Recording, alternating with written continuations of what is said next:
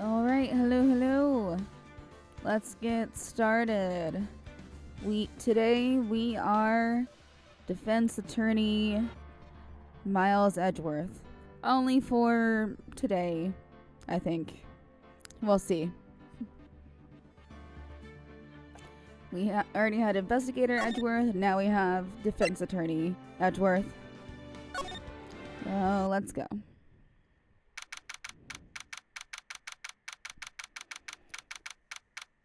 Okay, February 9th, 9:47 a.m., District Court, Defendant Lobby, number 1. Oh my, Mr. Larice feels that way about me? Yeah, I'm not doing my Edgeworth voice because he is the protagonist right now, and I don't feel like destroying my throat this early. Apparently, he isn't aware of your real secret at all. This is no time to be embarrassed. I'm sorry. I'm just hardly accustomed to that sort of thing. Worry not.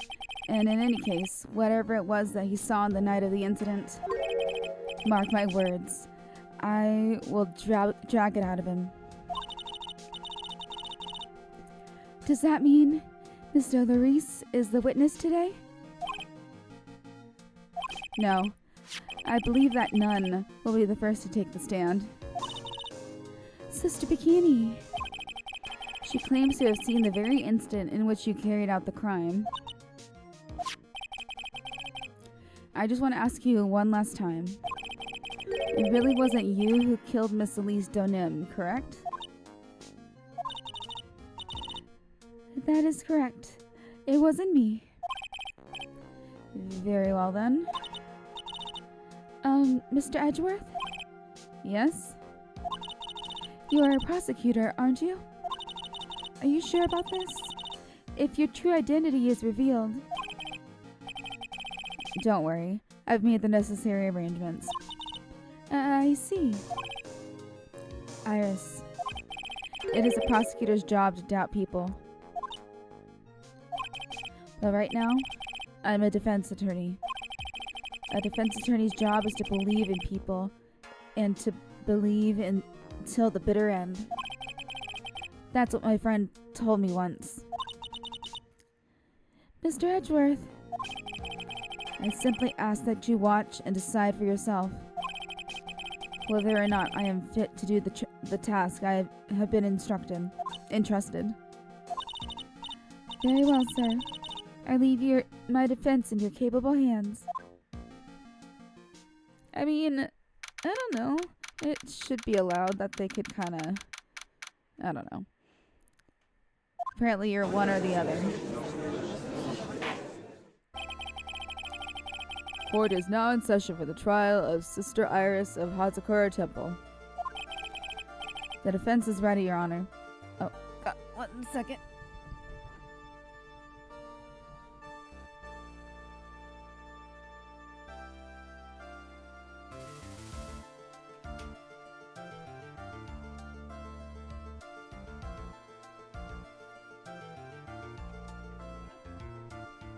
Oh, the defense is not ready yet. Okay.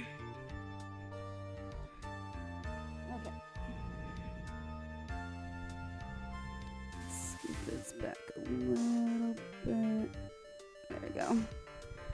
The defense is ready, Your Honor.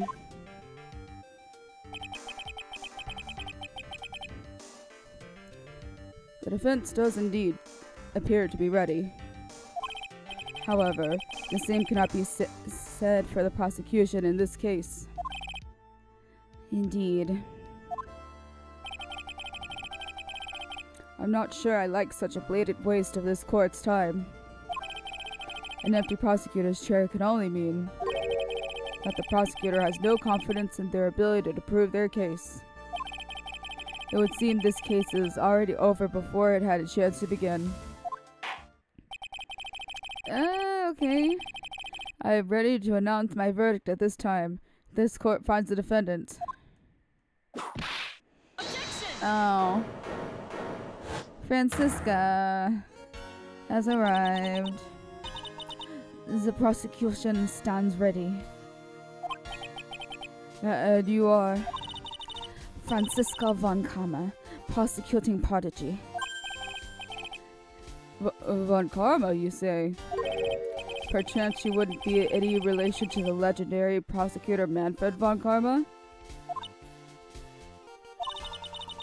Legends are a thing of the past.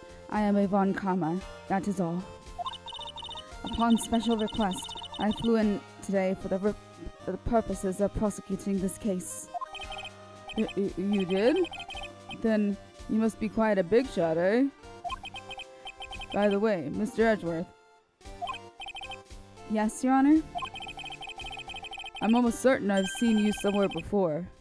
Or am I just imagining things? You look very much like a prosecutor I met once. No. I believe you're imagining things, Your Honor. Miss von Karma, do you have anything to say? There's no such weakling as this man among those of the prosecutor's office. Okay, sorry, that was hard to read. There isn't? But I'm sure once before in the courtroom. I told you there is no such weakling. What is that? A whip? I'm not sure I care for such a thing in my courtroom. Bailiff, remove that whip at... Hold it! I have no objection to the whip. You don't? The prosecution can wield a whip or drink 17 cups of coffee. But there is still only one truth. And that's what I stand here to prove today. I mean, they have the same mission, just they both have different goals. This promises to be interesting, Miles Edgeworth. I had expected to face Phoenix Wright here today. But looking at you now, maybe this is what I have been waiting for all this time. Miles Edgeworth, I will not allow this chance to crush you slip through my fingers. I see you brought your flair for the histrionic. Allow me to add to the things I'm not sure about. People acting bizarrely in my court. The stage is set. Now continue with proceedings, Your Honor. Very well. Miss von Karma, please give an outline of this case. With as little whipping as possible. The murder victim is the famed picture book author, Miss Elise Donin. Her body was found in the Hazakura Temple courtyard. She had been stabbed through the torso by a ceremonial sword from a golden statue. The sword in this picture is the weapon in question, correct? Very well. This court accepts this photo of the crime scene. Alright. There's no mistake. This was the doing of Sister Iris. After all, there's a witness to her crime. Very well. Please bring this witness to the stand. And so it begins. My first and last trial as a defense attorney.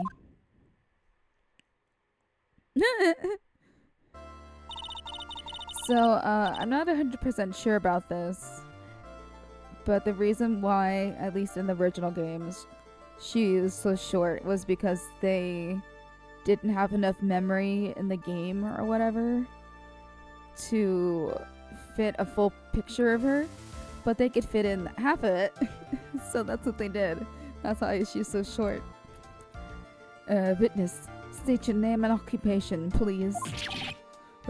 Hold on there. I'm not sure if I care. I'm not sure about being not sure if I care. Okay. I'm not sure about being not sure if I care for this at all. Witness, please stand up nice and straight. If I recall correctly, there are a few milk crates in the defendant's lobby for our back pain-plagued witness. Bailiff, fetch a crate for this poor lady, please.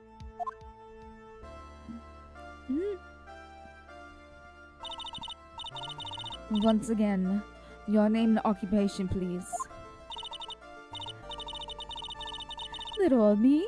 Well, I'm the head nun of Hazakura Temple on Eagle Mountain. My name's Bikini. You got it? Bikini. Nice to meet everyone. Yeah, but you don't appear to be wearing a bikini right now. Ugh. The courtroom is the garden of holy judgment. Those with lechery in their hearts should leave this sanctuary at once. You want me to leave? No need to get your bikinis in a twist. Let me tell you, I'm a sight to behold in summer. Oh, ha ha ha ha, okay. In any case, witness, I hear that you saw the crime take place on the night in question. That's right. I can still hardly believe it myself, to be honest. There's no way dear little Iris could do anything like that. Let us hear what you have to say, then.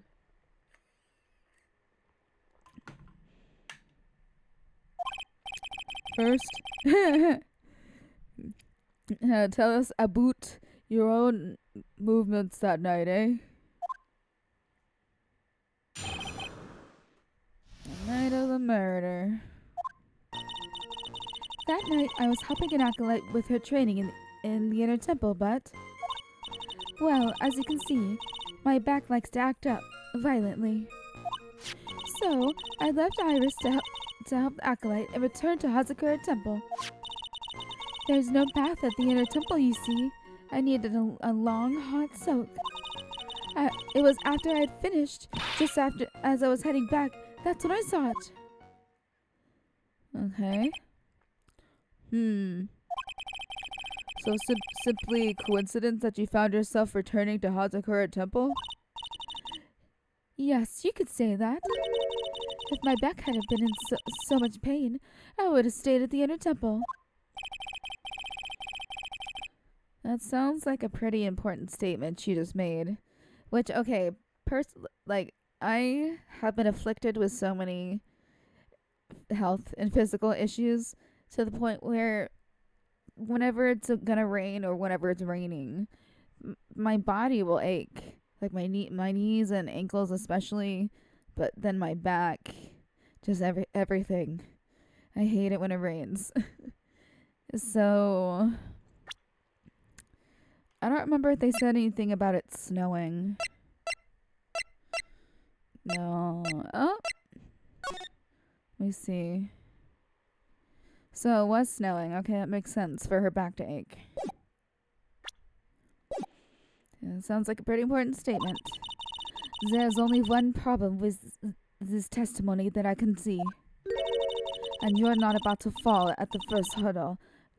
Now are you, Miles Edgeworth? Mr. Edgeworth, please begin your cross-examination.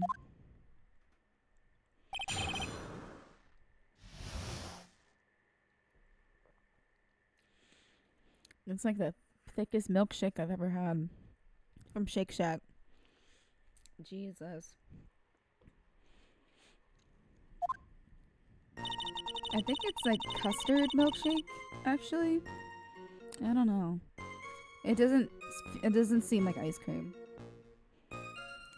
Okay. Hold it! What is this inner temple? Well, see, conversing with the spirits is what we train people to do, right? We'll be the ones asking you the questions, ma'am. In order to do that, a place strong in spiritual power is required. There's a small temple across Dusky Bridge, called the Inner Temple. Acolytes must spend an entire night there to undergo intense training. And how exactly do you help with this process? It's all quite exacting. It can't be performed without a nun supervising.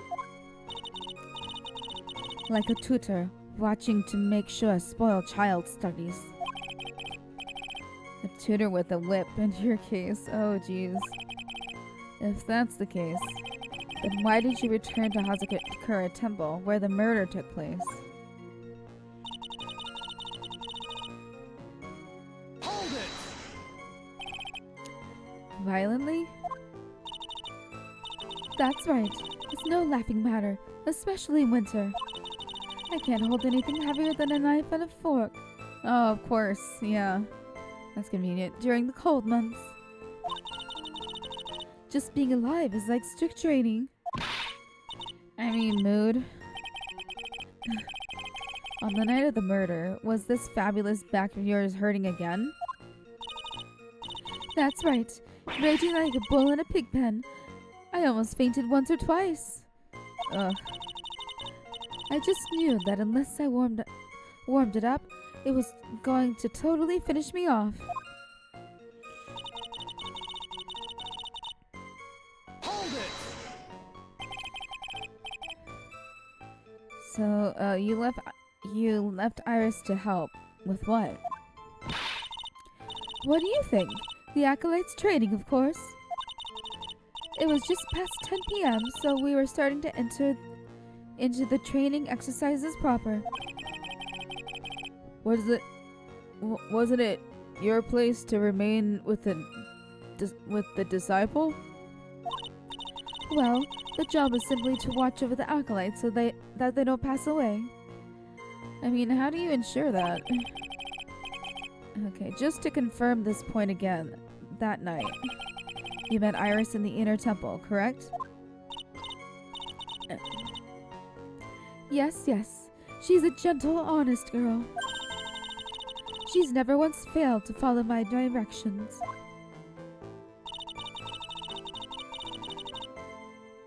Okay. Hold it! So you returned to the Hazakura Temple in order to take a bath? My back is to blame for everything. It's a do or be done in kind of world after all. How long were you in the bath for, if you don't mind me asking? No.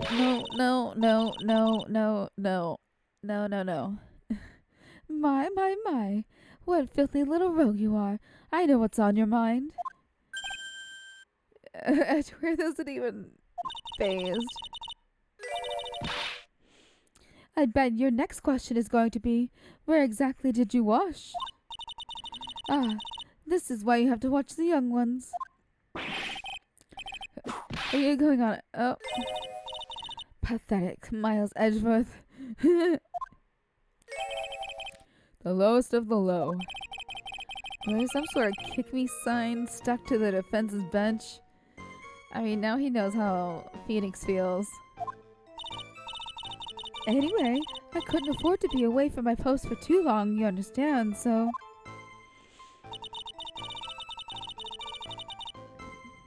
Hold it! The crime took place in the courtyard, correct? When you go from my room to the main hall, you have to take a winding hallway from which you can see the courtyard.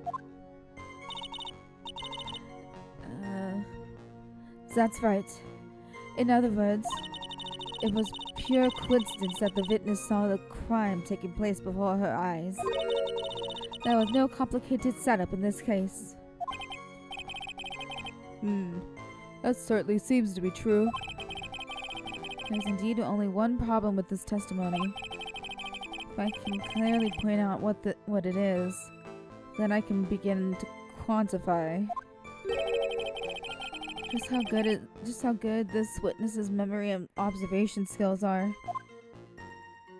Okay.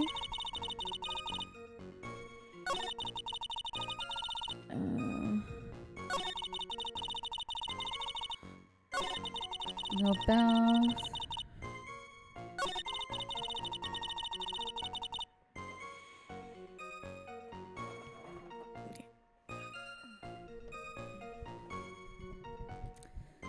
Okay. What does she see? Oh, I guess the incident? No Beth. Yeah, Iris said she didn't make it, right?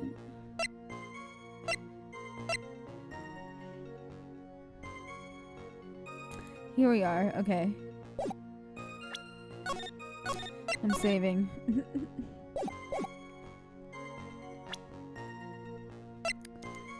So it is right here. Objection!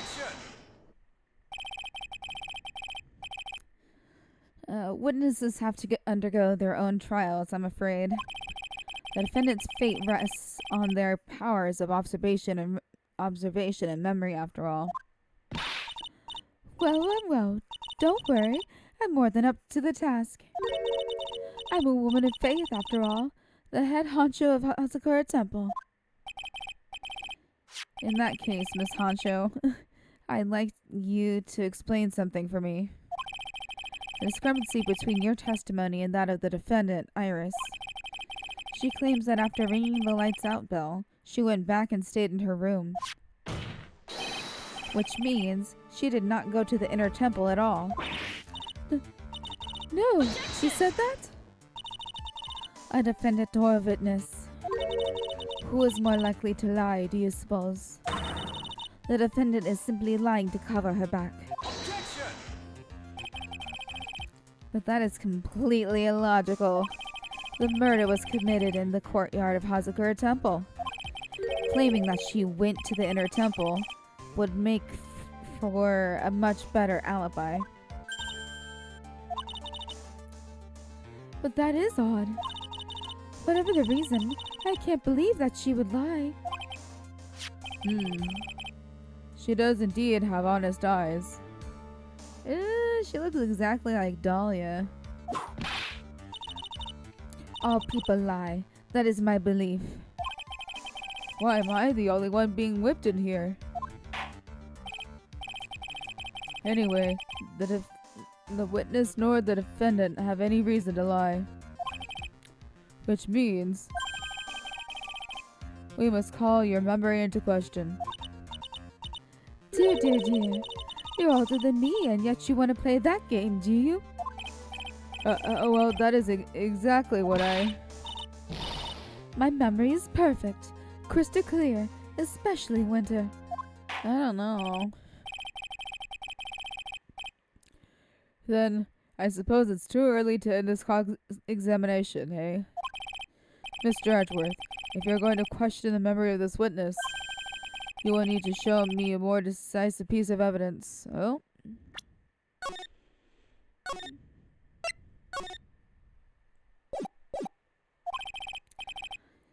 Understood, Your Honor.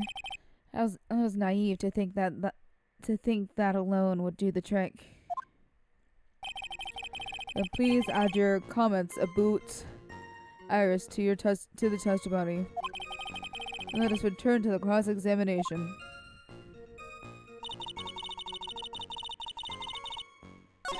As you can see...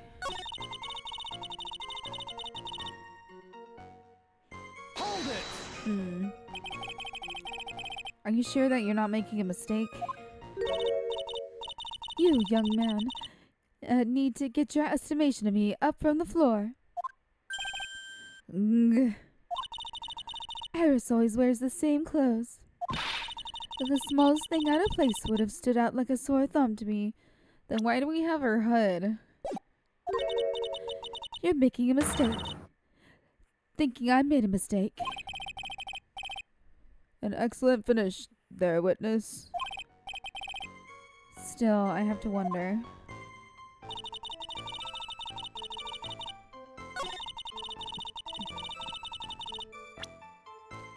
Let's save here.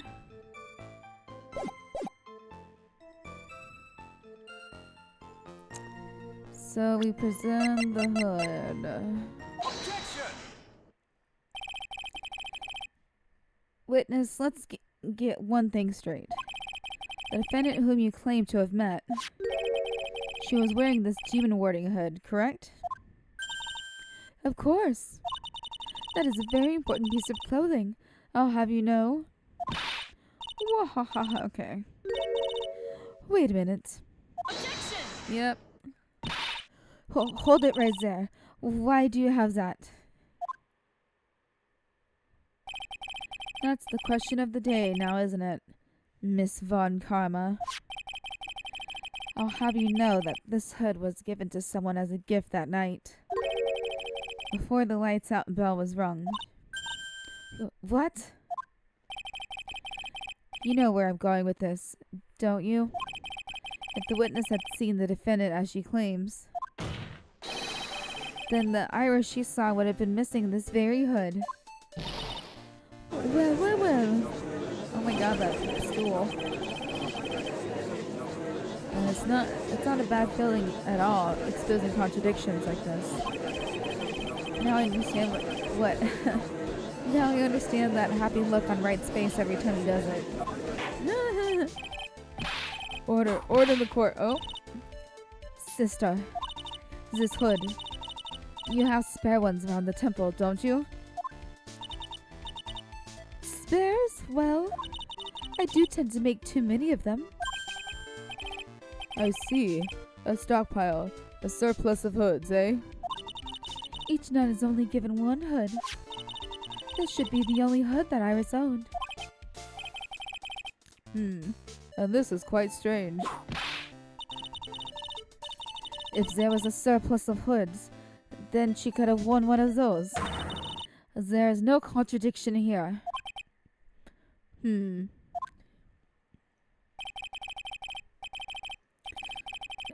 won't get away that easily, Miss Von Karma.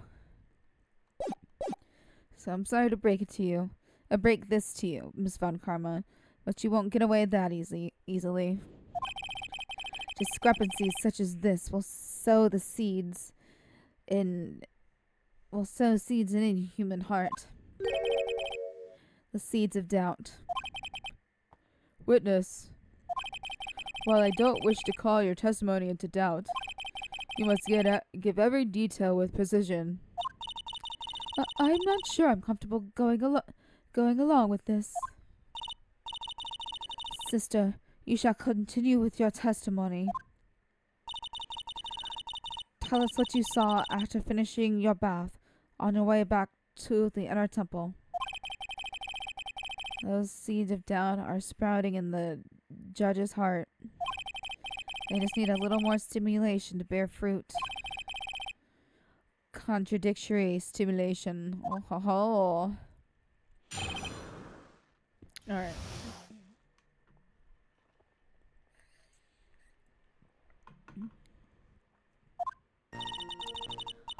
I finished my bath around 11 and I thought I should return to the inner temple. And as I was walking back, I heard a noise from the courtyard. I took a look and Iris was, Mystic Elise, and that sword of all things. Mystic Elise was staying in the corner room, which faces out onto the courtyard. The stabbing I saw must have occurred after she was pushed out of her window.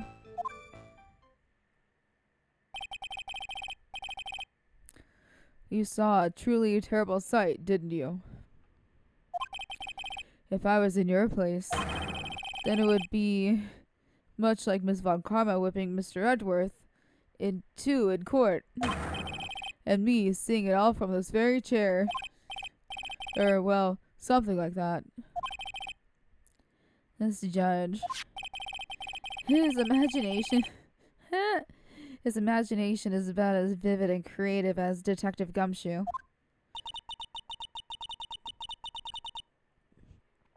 I would look the fool if I commented on such foolishness. Anyways, this case is mine, Mild Edgeworth. Calling everybody by their full name. Can't you do something about that habit of yours?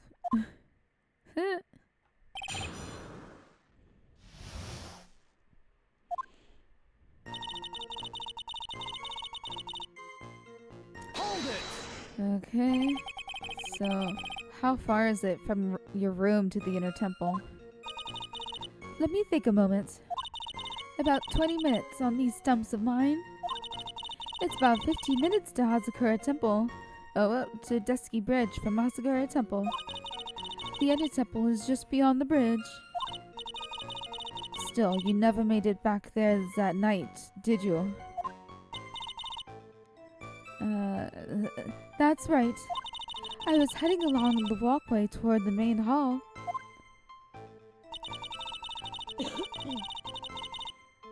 Hold it! You say you heard a noise? Thump, just like that. That could only be the sound of the victim falling. It's very quiet in the temple, you know. You can even hear the snow falling from the branches. Thump, just like that. But then, couldn't this noise you heard have been the snow falling to the ground? I never thought of that. Oh, cool. And she's laughing about it. Oh, everybody's funny.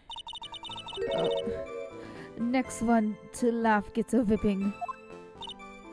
Well, whatever the source of the sound, I looked over at the courtyard and... Hold it! So this is the second time that the witness has testified to seeing the defendant. But some doubt remains in these claims. Hey, just what does that mean? Just because you're a good-looking young man doesn't give you the right to... The murderer who stabbed the victim with a sword. Sister Bikini, try to recall exactly who it was you saw, as clearly as you can. Well, you're a handsome young man, so I'll forgive you. Oh, now that you mention it, there is something awfully strange about her. Something that has been bugging me all this time. Please, don't keep us in suspense. Her hood. Her hood? That's right. It's coming back to me. Iris, she wasn't wearing her hood. I thought something was out of place, but it all makes sense now, doesn't it? After all, she'd given that hood away to someone, right? Oh. You've dug your own grave, Miles Edgeworth. Whoopsie daisy. I don't know. I'm gonna say yes. See, this may initially appear to put me at a disadvantage, but I can't see any other leads at the moment. Your Honor, I would like these new statements added to the testimony. Heh. Miles Edgeworth, if you want to hang yourself, you need only to ask. I'll gladly lend you my VIP. That's evil, man. That's a low blow. Witness, add that statement to your testimony. No problem. Hold it! You're sure about that? Yes. After all, we always wear the same clothes. I don't mean because we're poor, you understand? It's our style. Yes, that's it. There's absolutely no need to explain yourself. Anyway, she looked different from normal, so that really stuck out. What? Isn't the little whippet puppies, aren't they like the little mini greyhounds or something? Like me holding a whippet puppy instead of my VIP. At least then it might bite you and not someone else. Iris didn't have her hood on. I'm sure of it. Very well. Now please tell us about the victim, eh? Hold it! The room the victim was staying in overlooked the courtyard, correct? Which means the victim's room was on the second floor? No. Hasakura Temple is a single-story building, but the mountain itself slopes downward, which elevates the main gate side of the temple and the guest rooms in the back to about the height of a 2-story building. I see. And the victim was staying in one of these elevated rooms, correct? Yes, I should know. I'm the one who carried her things to her room after all.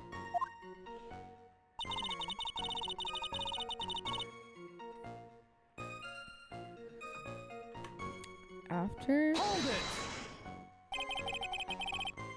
What makes you so sure of this? It's just like I told you earlier. I heard a noise from the courtyard, okay? Thump, just like that. You're one smart sister, I'll give you that. The autopsy report states that the victim's body was covered in bruises, indicating a fall from around 10 feet in height.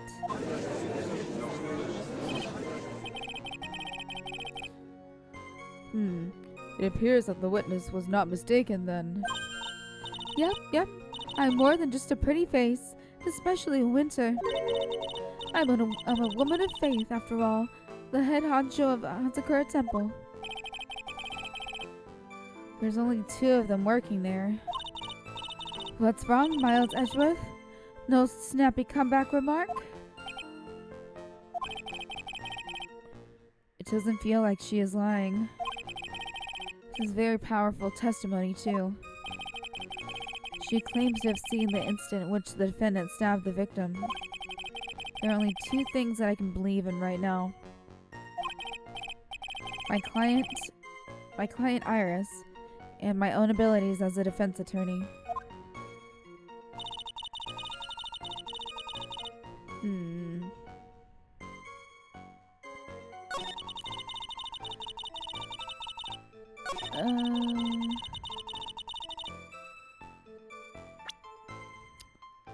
When did... Where's the weather report? There it is. Lightning. There's no way. Okay, no. This is impossible. This is some bullshit. Objection! Is that not it? Oh, man. I didn't even save. I was too confident. Well. Okay. I should return.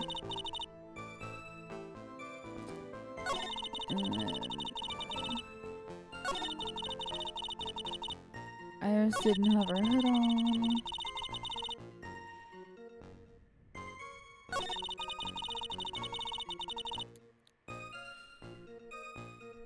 After, okay.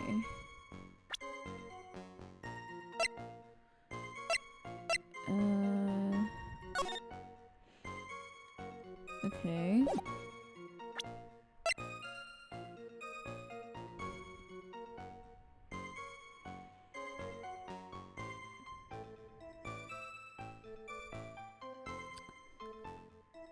So she got... She was already stabbed in the back. And then she fell. And then... How did this Shishido get in her back?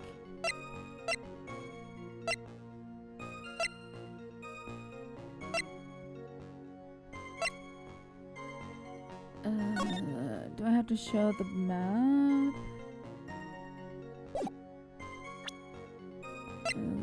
Okay.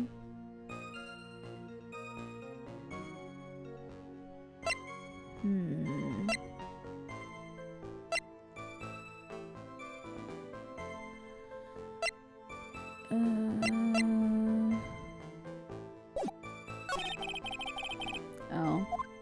Whoopsie.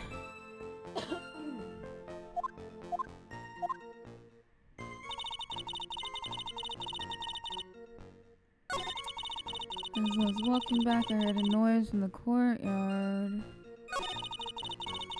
Iris was...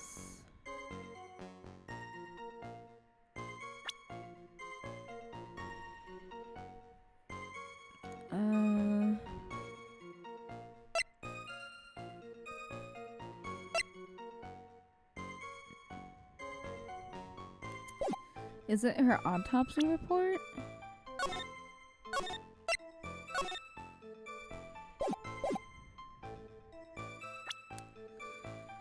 Let's look at the autopsy report. Where is it?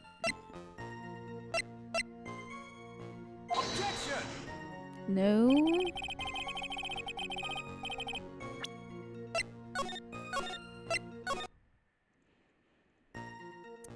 Okay, so not that one. Iris didn't have her hood on.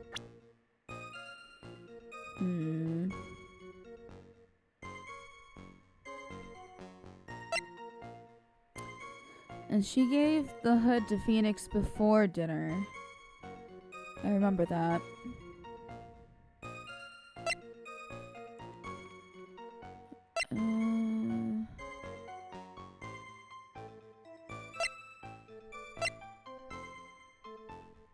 What? Is it? It's just the picture? Oh, wait. Does this have... She's not wearing her hood in that picture. Technically. Objection! No. Okay. JK.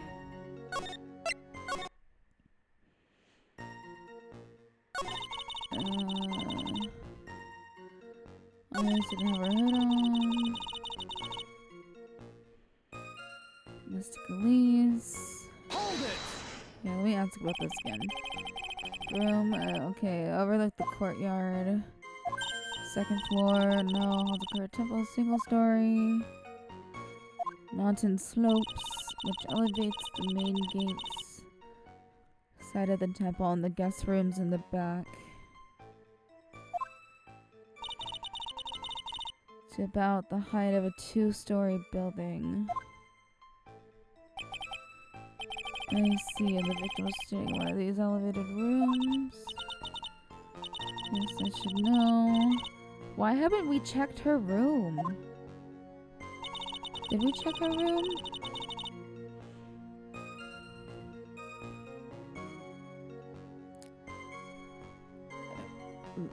Stabbing. No. Wait a minute. Here it is. Okay. The autopsy says otherwise. Objection! Impressive logic. That's what I'd like to say anyway. Oh, please do. My brain is something else, especially in winter. However, I think you're overlooking one thing. Miss Von Karma, would you be so kind as to take another look at the autopsy report?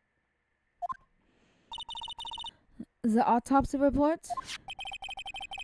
The victim did fall from a height of 10 feet. However, this fall was after she was killed. Ah, that's right. It says after death right here. The scene the witness claims to have seen is contradictory. If the defendant stabbed and killed the victim there in the courtyard, how did the victim then go on and take a 10-foot fall? Uh-oh. Order, order. The victim was killed and then fell. If that is the case, then the victim must have been killed in her room. Don't you agree? Yeah, haven't we checked her room at all? That is a logical conclusion. Yes, that's right.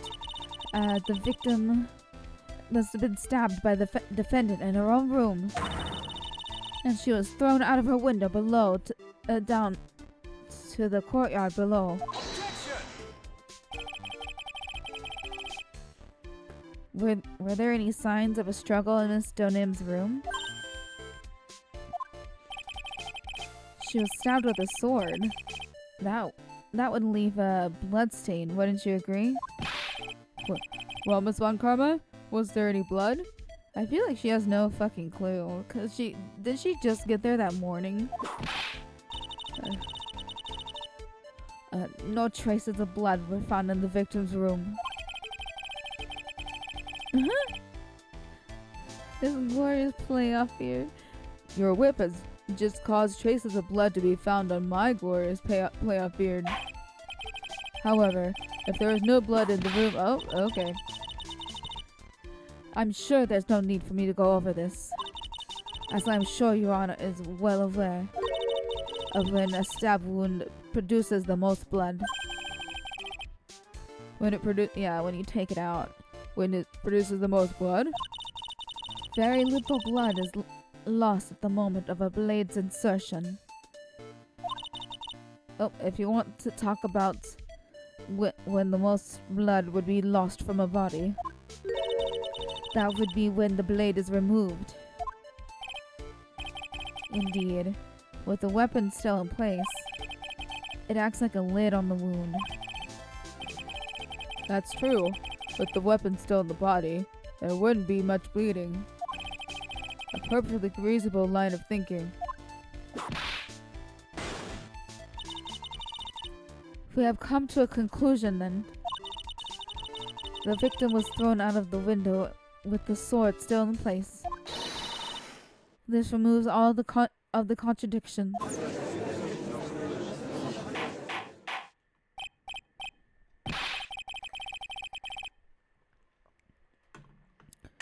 Order, order, order. I must admit that this is a probable version of events. I'd expect no less from Franziska von Karma. She locates and takes control of every vital point. It seems that we need a clear testimony from the witness. Remove all supposition on your part and tell us only the facts, please. Witness, please, remain standing on the crate.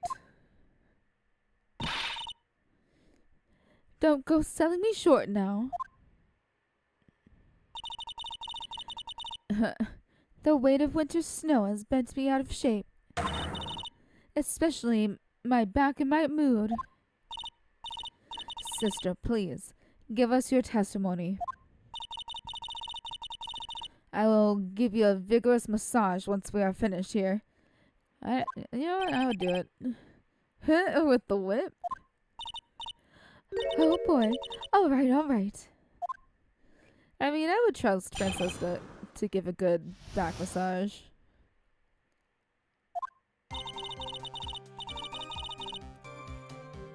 When I looked across at the scene, the sword was already in place. Thinking about it now, I didn't actually see her stab Mystic Elise. I've never seen so much blood before. That's when I fainted. You can't blame me, can you? And when I awoke, Mystic Amy was stabbing Mystic Elise through the back.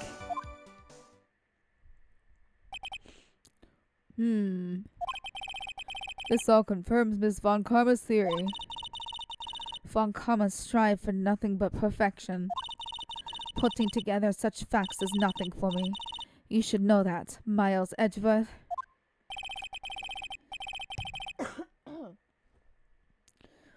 So perfection is an impossibility, Franziska von Karma. And I'm here to teach you just that.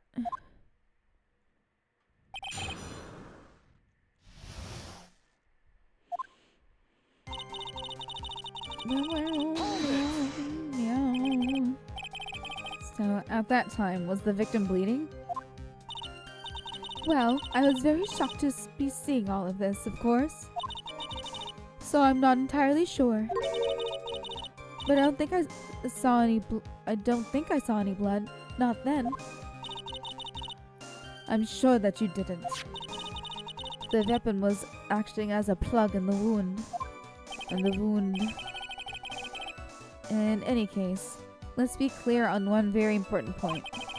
Did you actually see the instant in which the victim was stabbed? Hold it! So think carefully. This is important. It's Iris we're talking about here. I'm thinking for all I'm worth.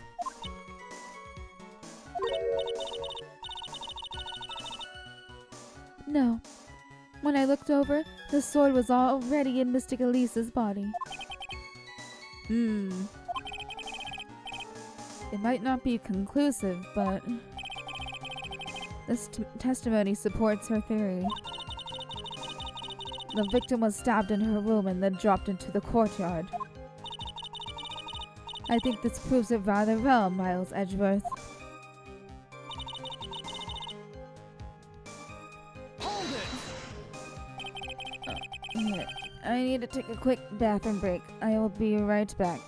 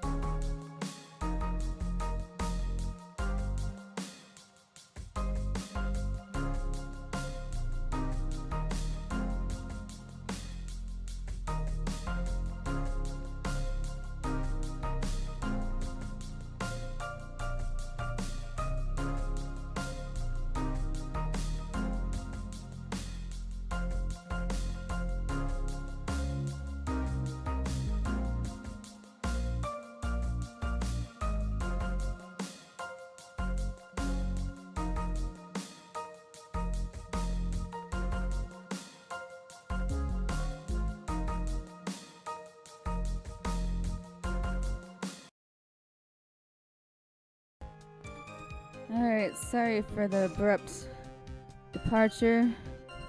I had dairy and my body is angry about it. Like a fucking machine gun.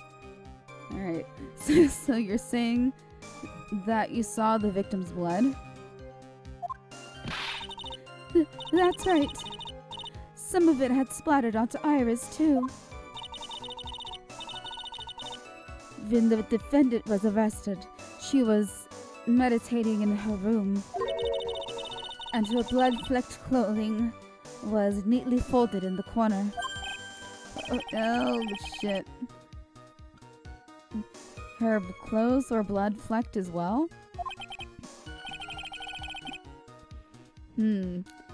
That seems quite conclusive to me. Shut the fuck up, Judge. Ugh. I feel like we need to press it. Ouch.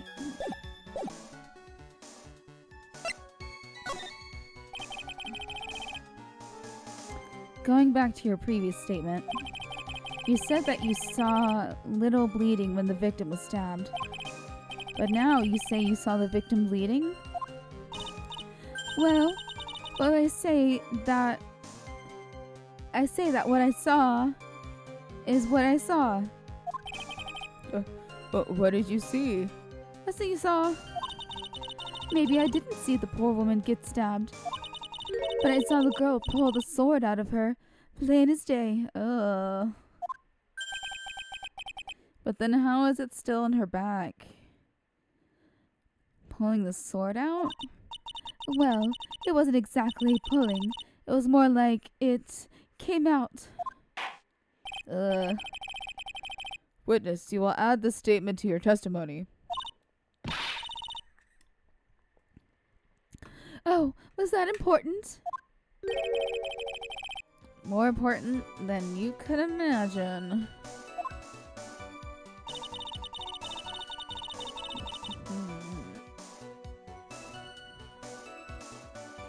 Hold it! So, smoothly, you say. You saying you saw the sword smoothly slide out? I don't know if a sword like that could be smooth at anything.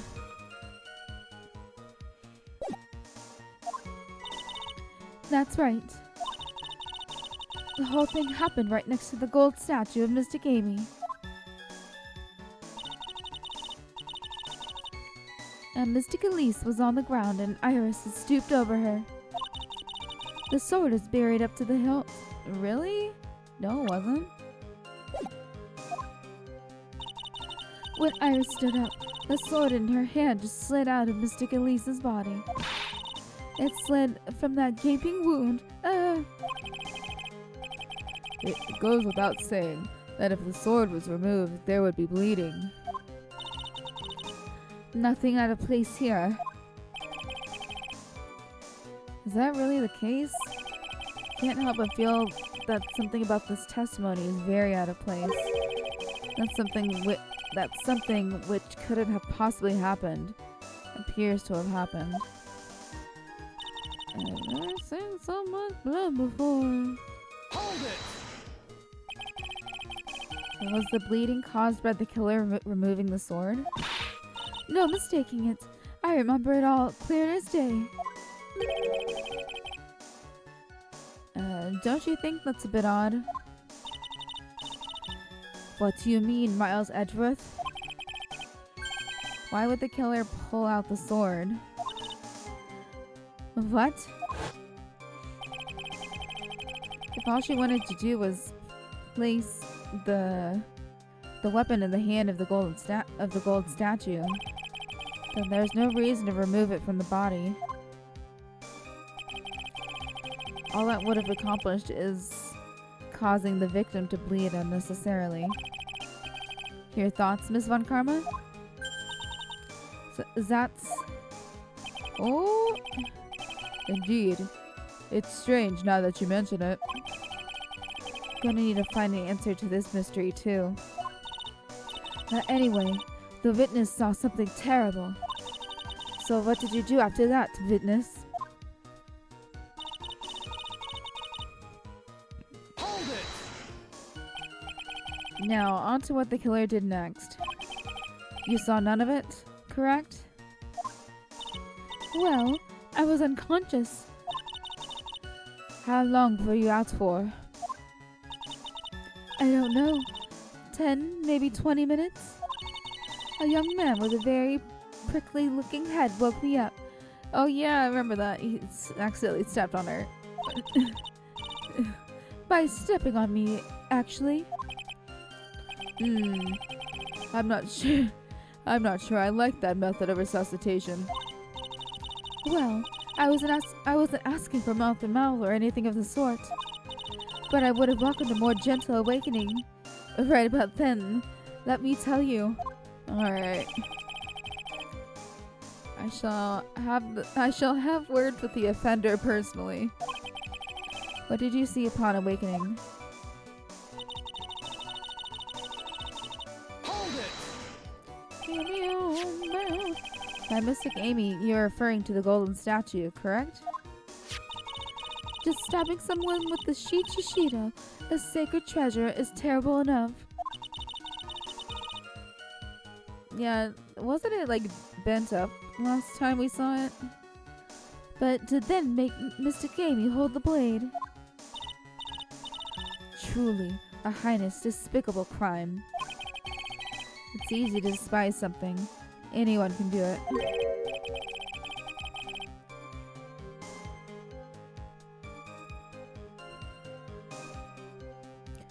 However, there is something that cannot be done so easily. Whatever it is, I'm sure it's doubly hard for you. Anyway, what is the problem? Okay, I finally figured out what this tastes like. It kind of tastes like powdered chocolate milk, but thicker. That's what this tastes like. So, I can only take like tiny sips at a time. But that's what it tastes like. So, whatever it is, I'm sure it's doubly hard for you. Anyway, what is the problem? Exactly why would the killer set up this gruesome scene? Can anyone explain the reasoning behind that?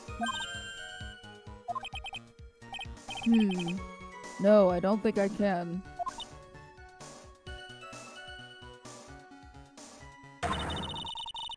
Actually, no, it doesn't really taste like powdered chocolate milk. It tastes like the store-bought chocolate milk. That's what it tastes like. Not the fresh chocolate milk, the pre-mixed. So there isn't always a logical reason behind why someone acts. That's true, so true. In early spring, for example, I often find myself. There isn't always. That phrase might come in handy someday. There are too many unnatural elements in this case.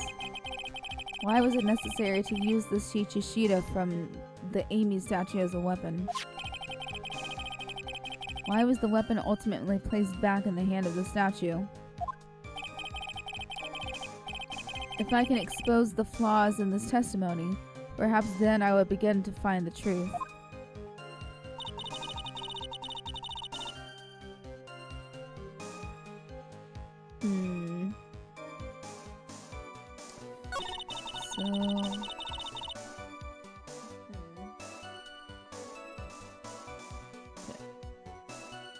I feel weird to hang now.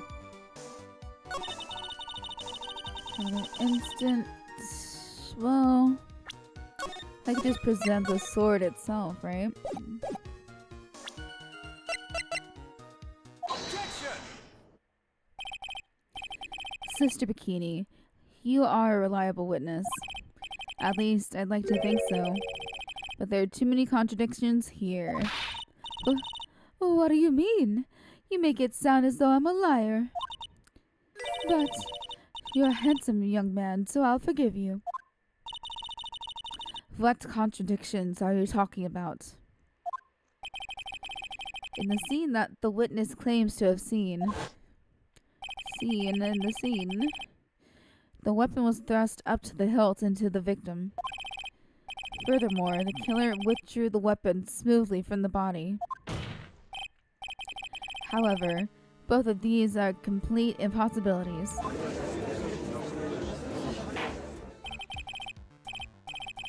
Wait up.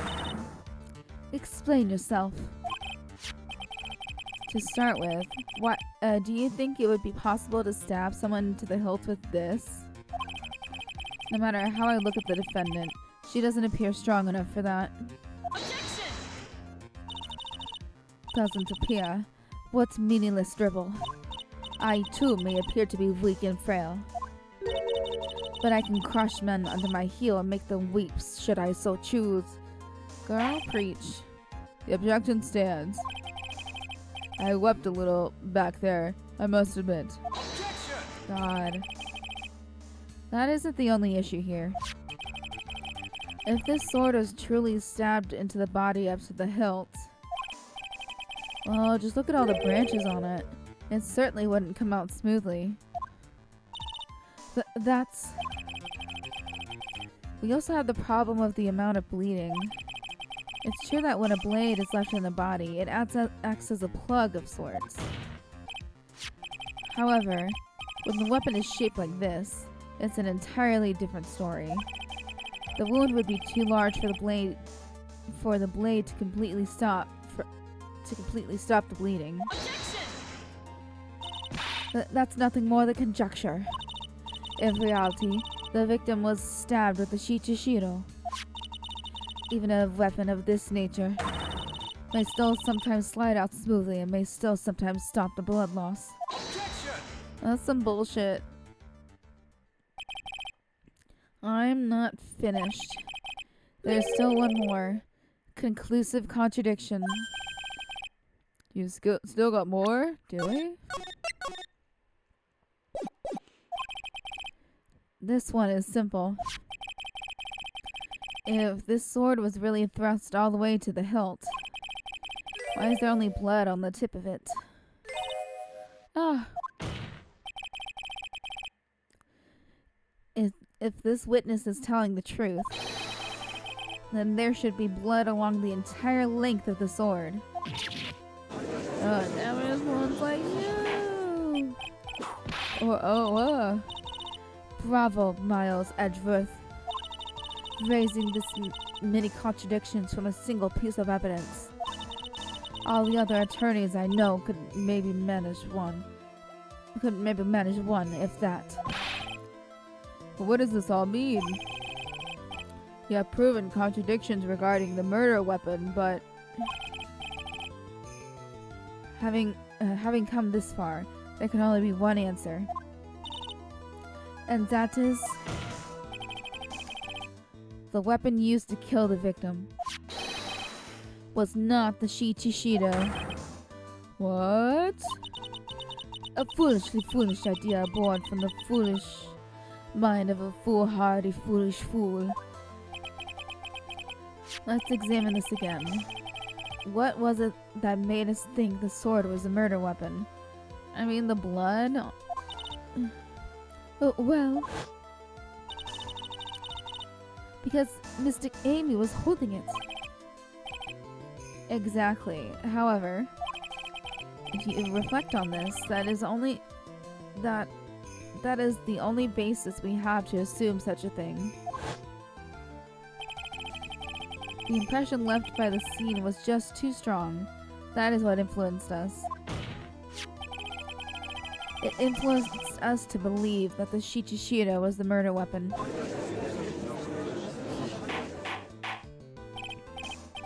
Order. So maybe the shichishiro was not the murder weapon. Even if that is the case, it changes nothing, Miles Edgeworth. The sister here saw everything.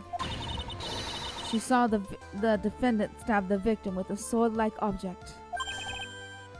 That is true. Okay. Your response, Mr. Edgeworth? We're gonna save. If that is so, I would like the prosecution to answer the obvious question it raises. The obvious question? Yes. Namely, where did the real murder weapon disappear to? goes without saying that the police searched the main hall and the surrounding area. Perhaps the prosecution can enlighten us as to if a sword-like object was found. That's... Answer the question, Miss Von Karma. No evidence of that kind was found. Oh, another mystery to throw onto the pile. A trial without a murder weapon is a tricky beast. Excuse me, could I say something? I just remembered something actually. Oh, that's convenient. What is it, sister? I was just thinking, it's possible that just maybe what actually happened was it was just over there. What? What exactly are you going on about here? The murder weapon, I mean. Maybe. I think I know where the sword was disposed of. You what? Well then, I think we need to hear testimony from you one more time, sister. Impossible. What else? What else could this old woman have seen? I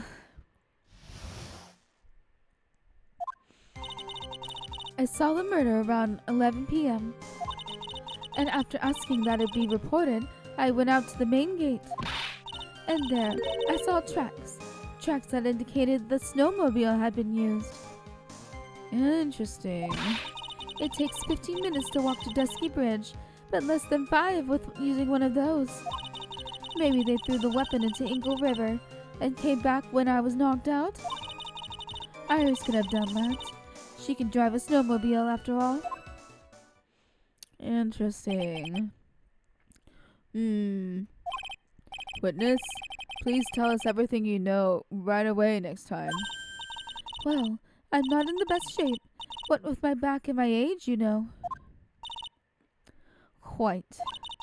There were indeed snowmobile tracks in front of the main gate. Look at this photograph. A snowmobile, eh? I see. Well, it certainly is an interesting theory. Huh. Okay, let me look at that real quick. Nope. Oh, do we not? Oh. The tracks begin in front of Hazakura Temple and run all the way to Dusky Bridge. Okay, now I get it. I wanna look at this. So my question is, why do the footsteps start before? I mean, like, it's not someone getting off of the snowmobile. It's someone walking up through the door. Well, the snowmobile is parked up front. Like, right up at the door. That solves your pesky little problem, yes? The Eagle River current is quite swift, meaning that it doesn't freeze over in winter, making it the perfect place to dispose of the murder weapon. Did she really go to the river to dispose of the murder weapon? Mr. Edgeworth, your cross-examination, please.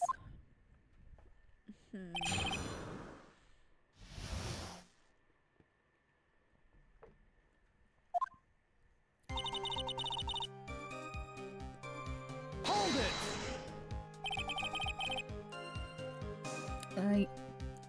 You are sure about the time? Yes, I was worried about it after all. Why is that? Because I have a strong sense of responsibility, especially at this time of year. The acolyte was being doused in freezing water at the time. Jesus Christ. Poor Maya. I couldn't very well take it easy in the bath all night, now could I? So at 11, I decided to leave Hazakura Temple. So her estimation of time seems reliable, at least. Please continue. Please continue, sister. Hold it! You asked Phoenix Wright to report the crime, correct? Right. The one who trampled me. It seems she's the type to hold a grudge.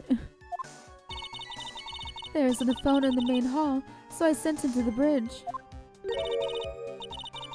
Phoenix Wright. He didn't even have his cell phone on him. I mean, I do remember back in the day, if you went on vacation, you would leave your cell phone. But now, God forbid that ever happens. Because, like, you didn't want to accidentally get a phone call while you were out of the country or something and then get charged for it just because you got a phone call. Yes, and I think they used to charge you for receiving stuff instead of sending it. I don't know. Complete bullshit. Oh, he had forgotten it at home, apparently. What's a naive boy, as always. Not only do I carry my phone, I always have my whip in hand, too. Ooh. Anyway, I was really scared, and it was taking him a while to get back. So I thought I'd go out by the main gate for a spell. Hold it! As I recall, there was a snowmobile outside the main gate when I visited. That's it. That's the only one we have. It'll run no matter how much snow falls. Now, you're certain the snowmobile was there at the main gate when you arrived? Oh. I wonder what they do during the not snowy season. Do they have like a four-wheeler? That'd be funny. Yes, of course. It was parked in front of the gate. So, she had already gone, discarded the murder weapon, and returned by that time. I'm not sure if this is really relevant. I want more information. Yeah, there we go, Edgeworth. I need answers for every possible doubt. The snowmobile in question. Was it still warm at that time? Huh? What do you mean? What do you mean? What do you mean, eh? What do you mean, Miles? I mean, had it been recently used? What do you mean, Miles Edgeworth? I'm playing too slow. Playing to a slow crowd here. It goes without saying that using a snowmobile will heat its engine. If it was still warm, then it means it was recently used. Ah, I see. I never thought of that. That's right. I overlooked that too. Of course you did.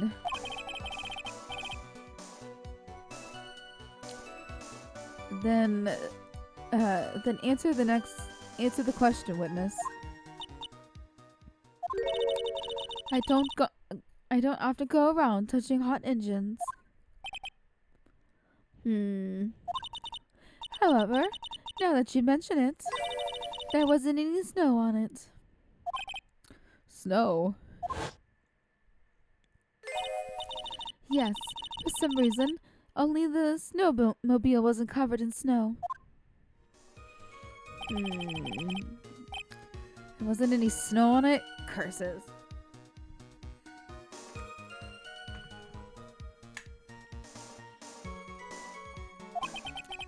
It seems highly likely that the killer did use the snowmobile then, eh?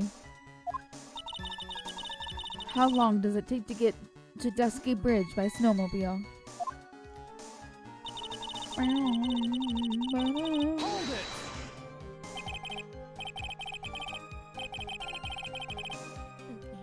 There you go. In that case, why didn't you use it yourself? You could have spared yourself some walking. Ah, there's a reason for that. Have you got a moment for me to explain? Is she too short to reach the pedals? Have you got a moment for me to explain? I think that's why the question was asked in the first place. It was about a month ago. I was driving my beloved little snowmobile, happy as can be. Did there used to be 2 snowmobiles? Oh, I'd fetched some water and was heading back when I went and crashed into a tree. Aw. Ouch. The tree and my back both went crunch, just like that. Crunch. Crunch. I haven't been able to find. Yeah, that's valid. Haven't been able to find the courage to write anything since then. Anyway, the killer must have used it.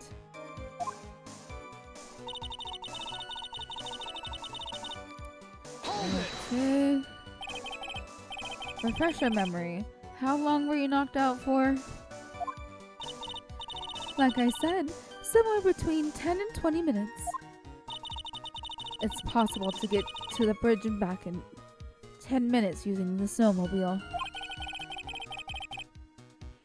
I have to concede that is more than enough time. Is that all you wish to concede, Miles Edgeworth?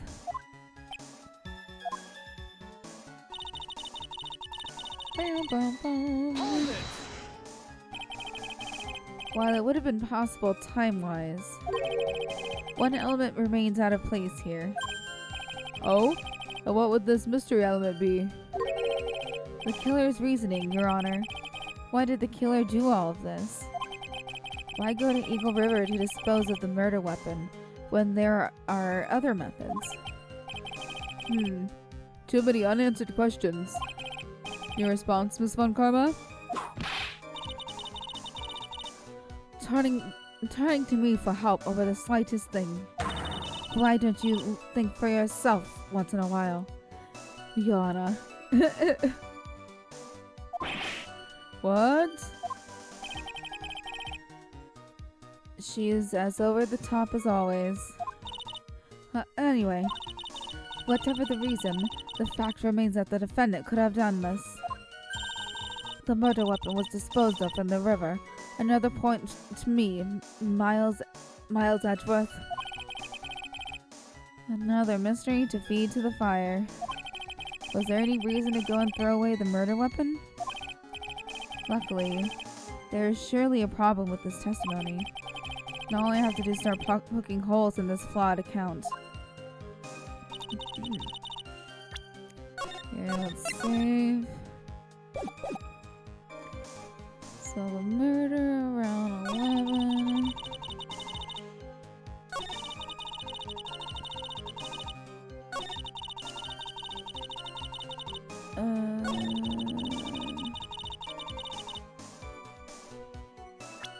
Is this what?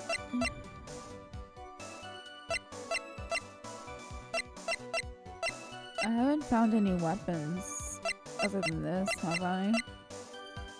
And you can't stab with a staff.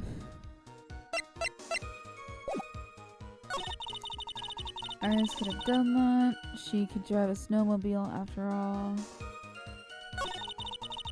Repair the weapon. There's our tracks.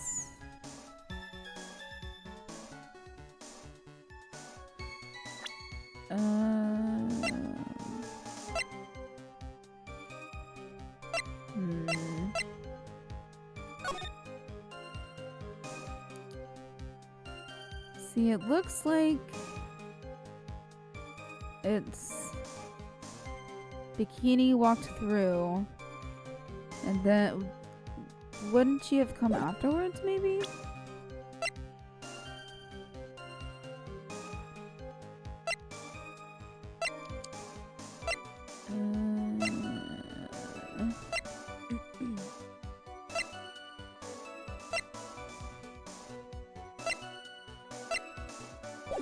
No, it takes 15 minutes. No.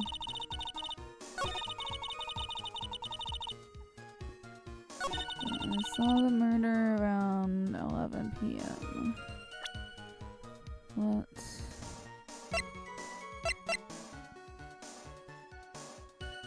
Okay.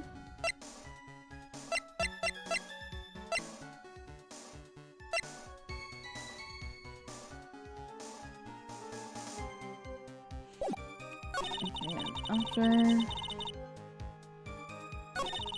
there I saw tracks. Hold it! Yeah, let me see. As I recall, there will be outside.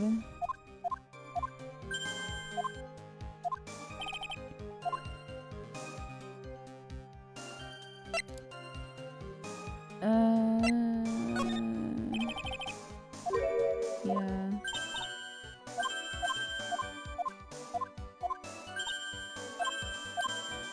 Okay, answer the question.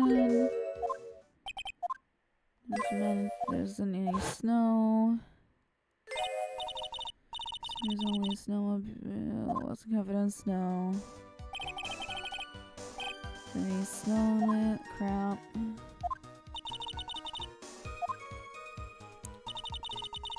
Okay.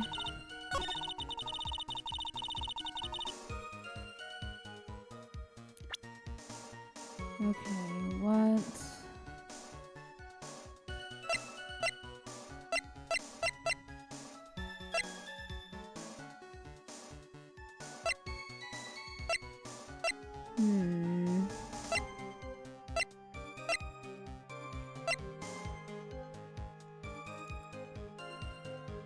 Tracks photo. From main gate to Dusky Bridge.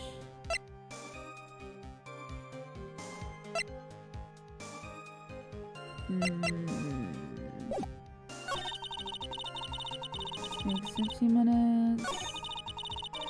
Go through the river. This is kind of conjecture, isn't it?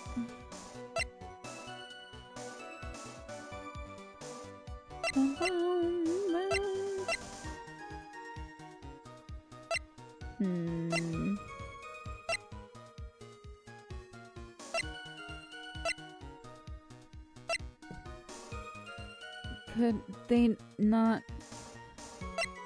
Would it land in the rocks instead? From where they're at? Hold up.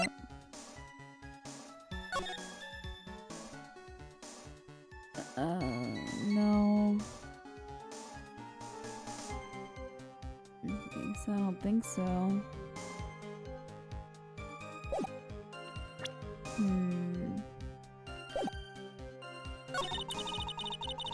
15 minutes. Saw tracks. Let's see, let it be reported. Okay.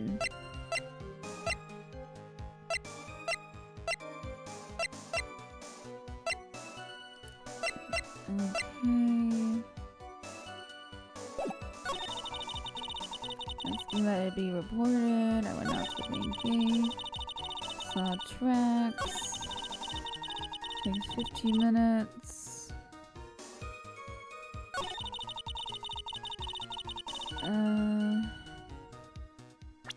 I feel like this is the statement. I'm gonna present the map and try it. Objection! No. Just kidding.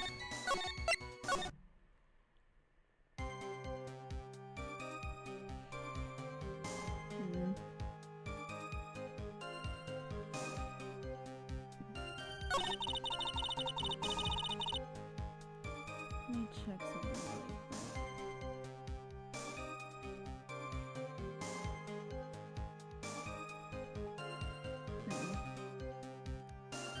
The last follower I got doesn't match this little label up here. Not sure what the issue is. I've done that.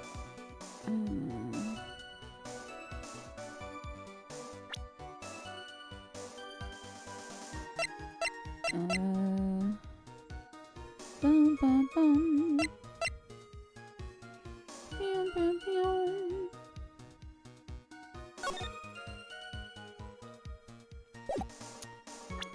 Well, no. I don't think she could have done it then. Whatever that, maybe they threw the weapon. Iris could have done that. I don't think she could have.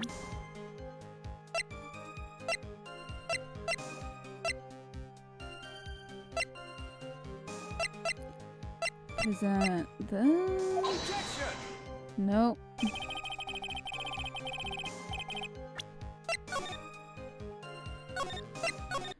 Alright, never mind. Let me see. Let's press this again. How long are we knocked out for? 20 minutes, possible.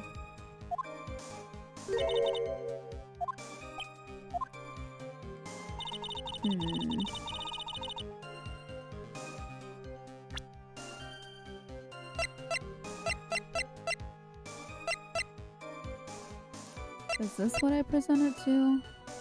No.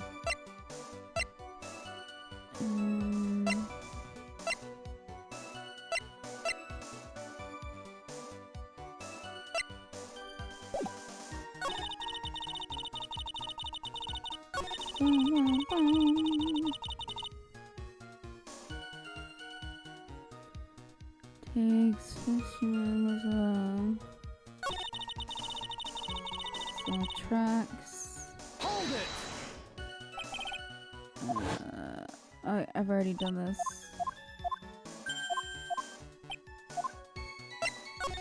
Let's stop.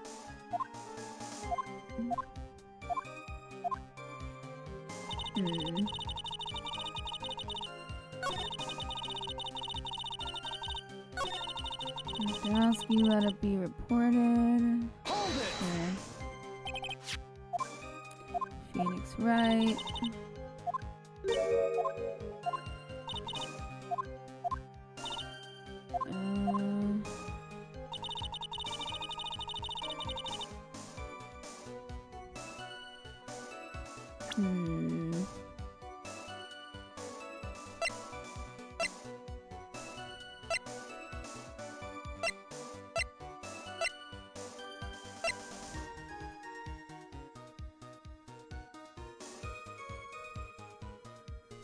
Okay.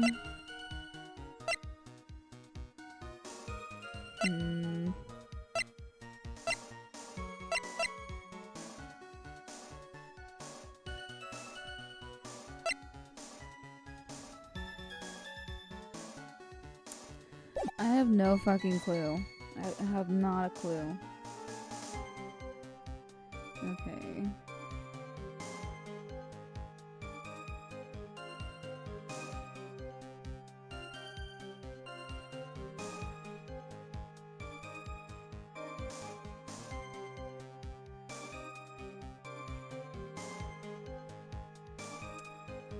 Alright, Bikini. Help me out here.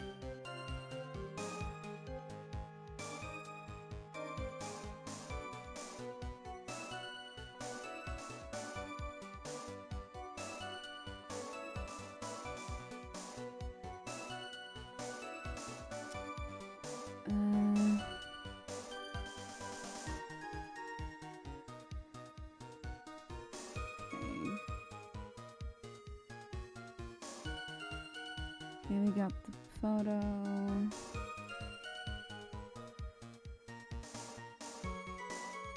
Okay. See, there were multiple answers. Okay. So it's number 5 or 6. 1, 2, 3, 4, 5.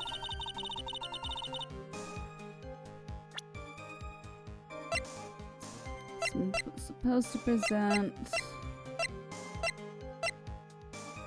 Objection! There we go.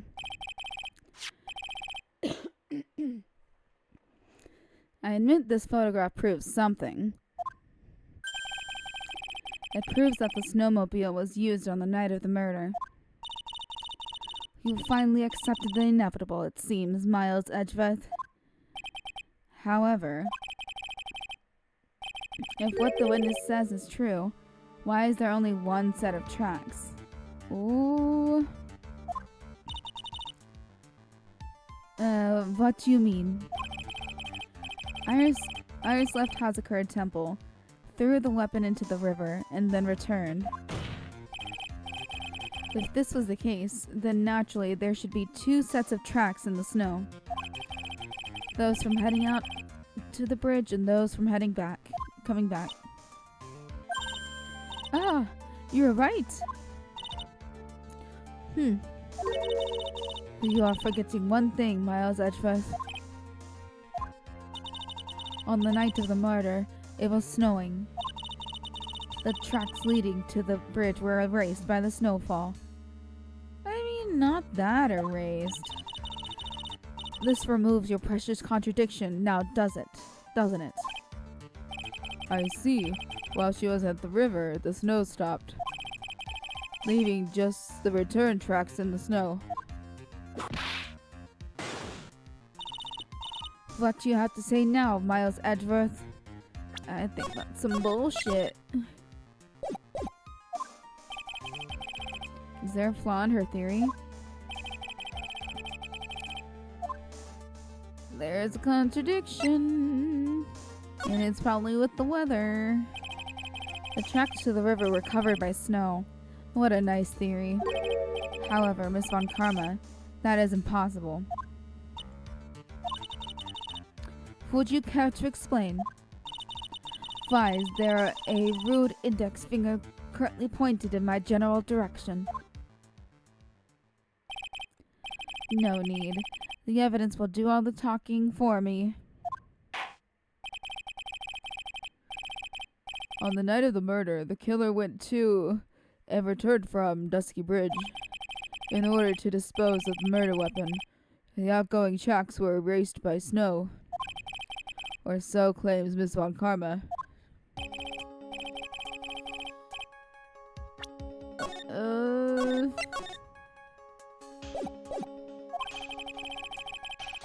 Not covered by snow, 'cause it wasn't snowing anymore. It wasn't snowing anymore. Oops.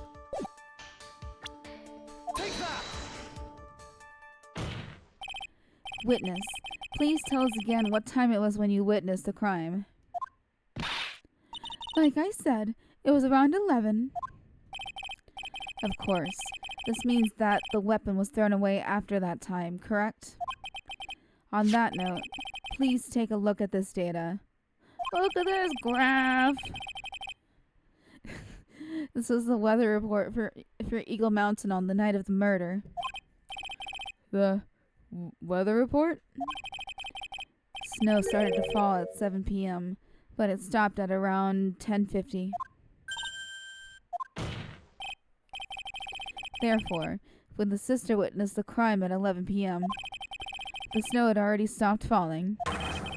It is impossible for any tracks made after that time to have been covered up. Ah! Order. Very well then. It looks like Miss Von Karma's claim has been snowed in. Oh, okay. It's too soon to be closing this trial due to snow.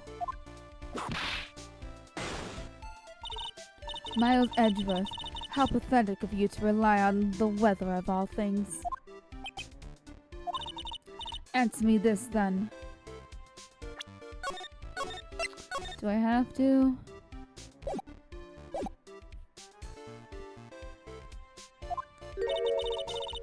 When is a weather report ever correct? No. You've got it all wrong. This isn't a forecast. This is what actually happened. This is actual data. Forecast data, all weather reports have some inaccuracies. It may have been snowing in the vicinity well past 11 p.m. No, shut up. Shut up. It's true. We cannot be totally sure, eh? Oh, yeah, that's a bull. How'd she pull that off? It had stopped snowing at a Hazakura temple when the murder took place. You need to provide... I have the weather report!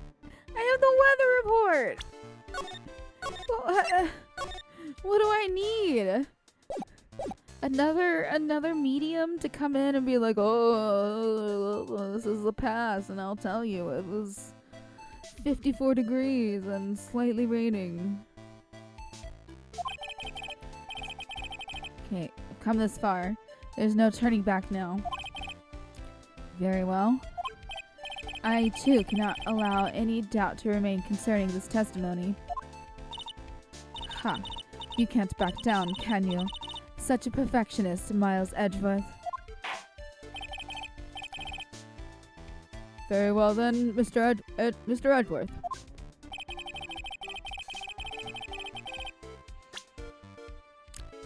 The snow and the snowmobile, right? It's that, right? Your response, was that not it? Response, Miss Von Karma? Is that not it? Looks like... No! Wait. What is going on? You know what? Let's go back. I can fix this. No turning back, no. Okay, let's save here. I too cannot allow any doubt.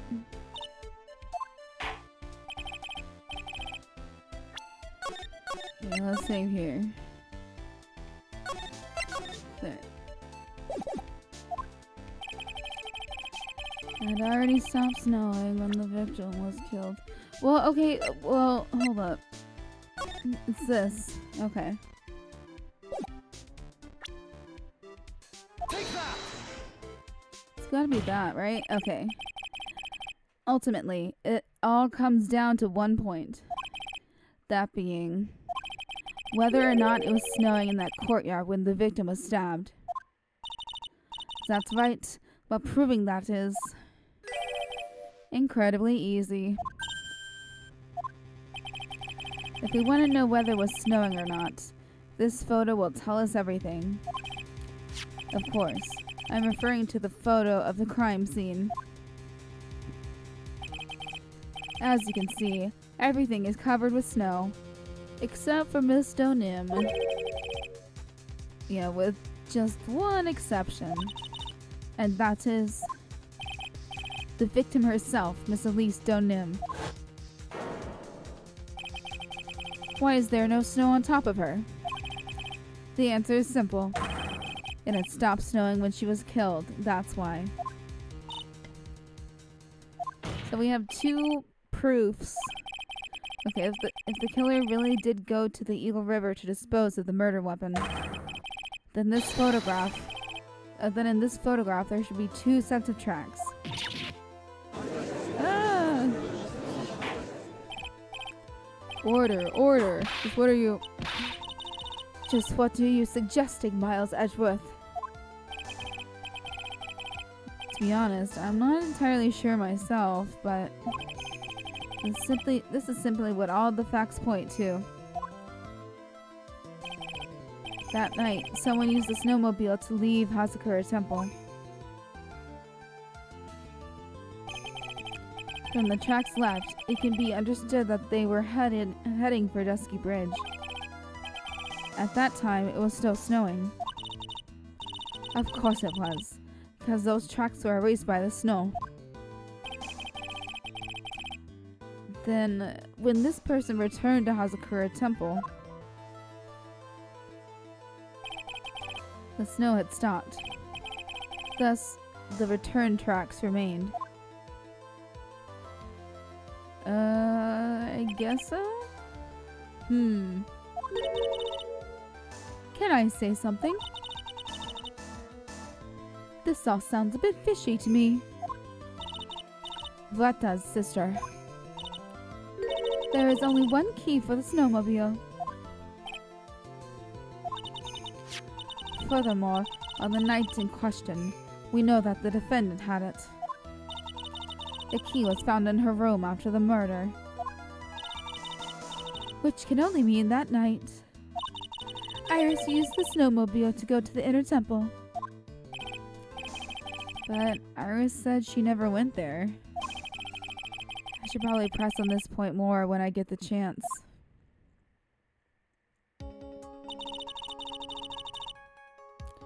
Am I gonna have to point out something?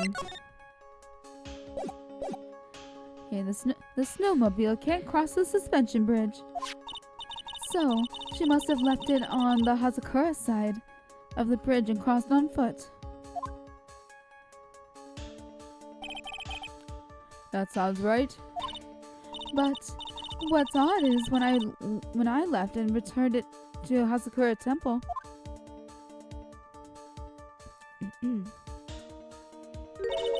I didn't see anything near Dusky Bridge. You must have just failed to see it, sister. Maybe, but when I made it back to Hazakura Temple, it was there, by the main gate. The snowmobile, I mean. I know what I saw. It was covered in snow, too. But that is impossible. Order, order, order in the court. What does this all mean?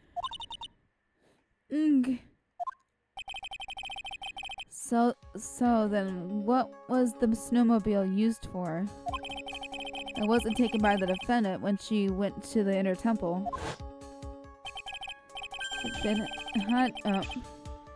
If it had been, then the witness couldn't possibly have seen it by the gate. Here. Furthermore, it wasn't used by the killer to dispose of the murder weapon. If that was the case, there would be two sets of tracks in this photo. All we know is this. After it stopped snowing, someone used the snowmobile to return to Hazakura Temple.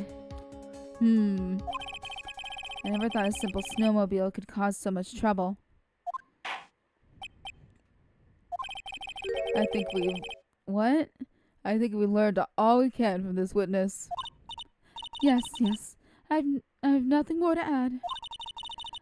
I've told you everything that I know. But then, that still leaves us with the same problem. If only there was someone, a witness who could testify to having seen the snowmobile. A witness, huh? Was there no one out walking perhaps near Dusky Bridge that night? Oh, we do know somebody. I don't think that's likely. It was cold enough to freeze your ears off. Oh, yep. Only an idiot would go out wandering in that. Unless they had something really important to do. That's a shame. Hold on. Something is coming to me. An idiot may well have gone wandering out on that subarctic night. Your Honor. Actually, there just might be one individual who may be of help to us. Really? You know of someone who might have seen the snowmobile on the night of the murder? I don't know for sure if he saw it or not. But there are two things about him that do come to mind. Idiot and there. Which are?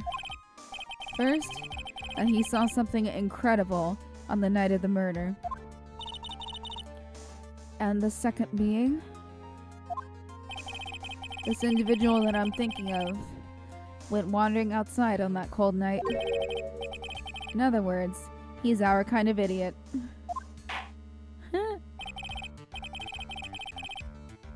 Who is this idiot?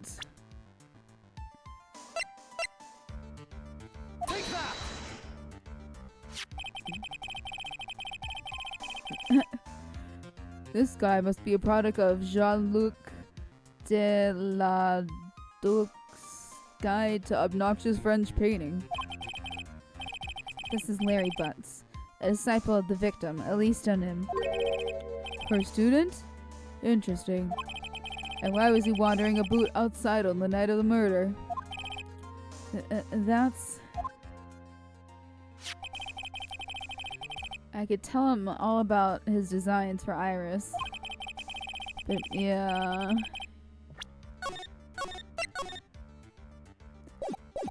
Yeah, it may cost us his credibility as a witness before I even call him. He is, after all, an artist. He was, perhaps, searching for something in the snowy scenery that would move him. Although I cannot guarantee that this is the reason. And so, this unfortunate, unreliable-looking man. What exactly was it that he saw? Something incredible. I intend to extract that from him right here in this courtroom. Summon this youth as a witness immediately. I have no choice, do I? I believe he's in the gallery for this trial. It will not take long to summon him. Very well. Larry. You may have escaped me yesterday, but today I'm going to get everything out of you. The court will now adjourn for a 20-minute break. Miss Von Karma, please see to preparing the next witness. Understood, Your Honor. Good. Well then, court is now in recess. I actually have time to continue, although I don't know if I have enough time to finish this next subpart. But I will continue for now.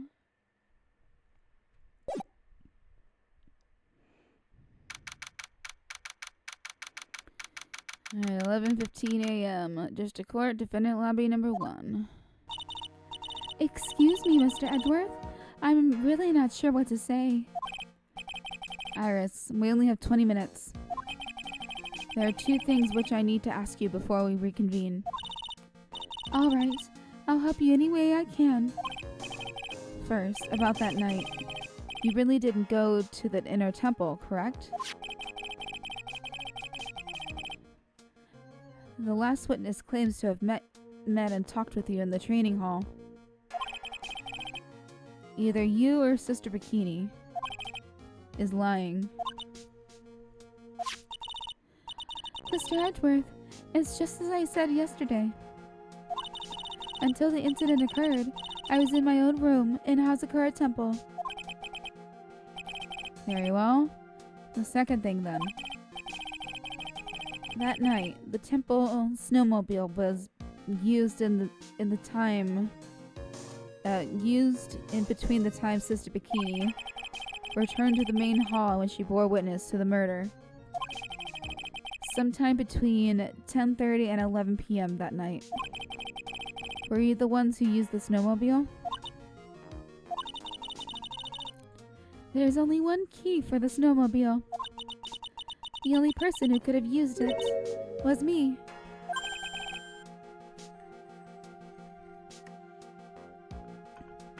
So it was you? But why? What made you go out to Dusky Bridge? Well, she was trying to meet up with not who she thought she was.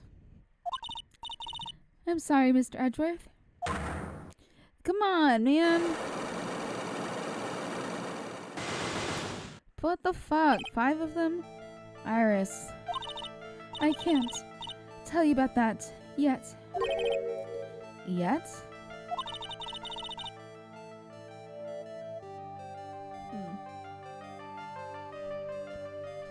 Not until her safety is confirmed. Her? The safety of the acolyte. Why would she care? The acolyte, huh? She must be talking about Maya.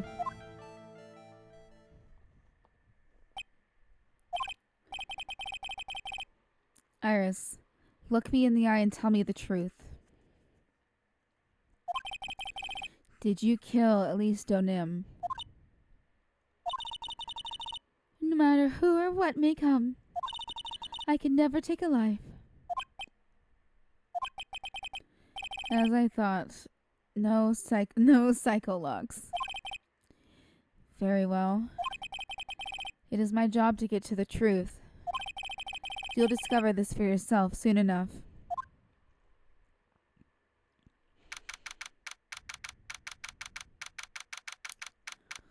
Alright, let's go.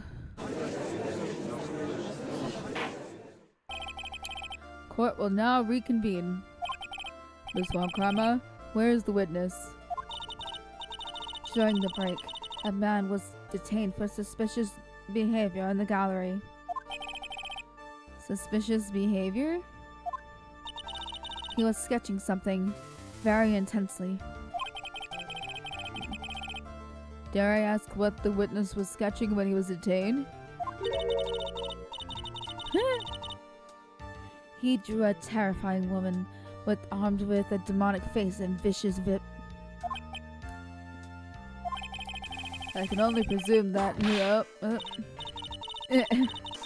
Anyway, it's time to drag this pathetic excuse for an artist before the court.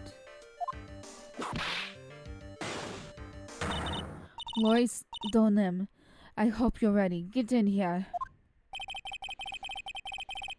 It would seem that whip is going to see plenty more use today.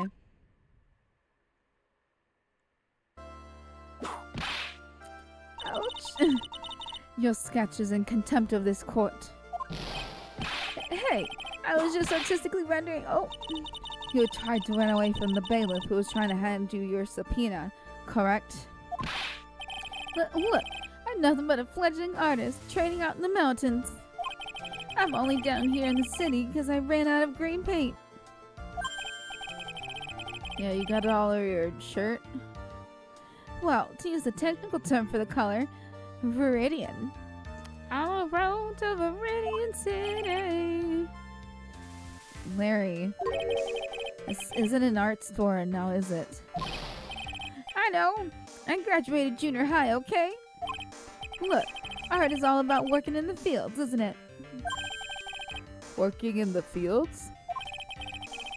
I presume he wanted to say field work. I hope. That's it. Thanks, buddy. It's kind of sad that I was able to understand his mangled train wreck of a sentence. I just happened to stop in here and found a wonderful new model. So, see? I've got nothing to do with this trial at all. I expect all your faces to be right when you realize this mistake, bright red. Or, to use the technical term, crimson lake. Ouch.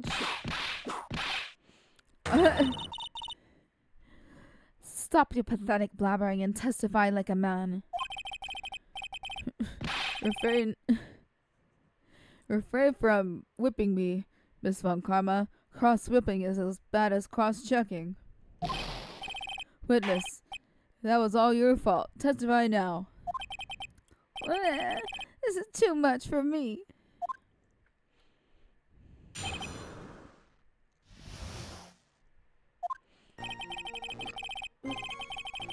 I was in that lodge out in the mountains, looking up at the stars that night. I walked to the bridge a number of times, but I didn't see a snowmobile. I didn't see anyone at the bridge that night either. The girl I was waiting for didn't show up. My teacher died on me. I'm all alone now, aren't I, Edgy? Oh God. Witness, Please refrain from talking directly to the lawyers during your testimony. I'm just a nobody. Nothing but a small, worthless man, aren't I? And why wasn't I asked for my name and occupation or anything else? Mr. Edgeworth, this man this man seems to have quite a severe inferiority complex. He's recently been the cause of numerous incidents. I think he's finally realized for himself just how much of a nuisance he has been to other people. Yeah, that's right. I'm behind everything. Every case. Watch out, okay? Just touching me will make you eternally unhappy. Well then, let us proceed with the cross-examination with no touching, thank you. We can delve into other details at a later time. Okay. Hold it! Whatever's the matter, Mr. Edgeworth? This one single statement is so full of contradictions. For a moment there, I thought I was going to collapse. So, witness, any idea as to where these contradictions in your testimony lie? Depending on your answer, I may stay my whip. Okay, give me a minute. Well, it was snowing that night, so I couldn't possibly have seen the stars. That rundown shack is hardly a lodge, is it? And even if the stars could be seen, it isn't like I was there to look at them, right? God. That was the first statement that we've pressed. See? You can do it if you try. There's only one issue here. What you saw at Dusky Bridge. Hold it! A number of times? How many? Maybe 5 times. I went once every 20 minutes. Which means you spent almost 2 hours at Heavenly Hall that night? You bet. Real love is about waiting with your heart in your hands. Love, you say? It was this man's intention to summon the defendant to the small shack using this blackmail letter. Blackmail? No. It was well, okay. Misunderstanding. You happy puppy loosey goosey excuse for a whimpering, whining wuss of a witness. So what did you see? I hope for your sake you saw a snowmobile. You happy puppy loosey goosey excuse for a whimpering, whining wuss of a witness, eh? Well, you see, being called those names doesn't seem to bother him anymore at all. Hold it! Larry, you really didn't see it? Hey, no need to hit your desk. I can hear you. I didn't see it. I didn't see it. This is a snowmobile. Why can't you say it like a normal person? Yeah, exactly. There we go. Larry, say snowmobile for me, please. Snowmobile. If you truly have nothing to hide, then why are you staring like you just flew over a cuckoo's nest? Shut up. What is this? I don't know. Don't ask me. Seems like I'll need to start from a more obvious contradiction. I'm gonna strike the blow that will finally get him to spill the beans. Hold it! You didn't meet anyone? That's right, because I've got nothing to do with this. And I'm just here to buy some Viridian paint, okay? Come on, I expect to see those Crimson Lake faces now. It would appear that simply pressing him isn't going to be enough, Mr. Edgeworth. Indeed. See, it's gonna have. Okay. Don't want this guy to cost us any more time. I need to slice through his obvious contradictions. Okay, so pressing him isn't gonna.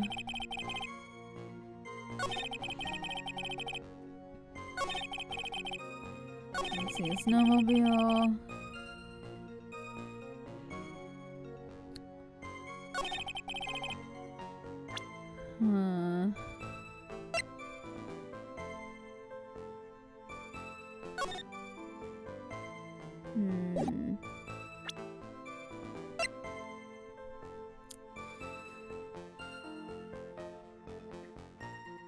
Oops.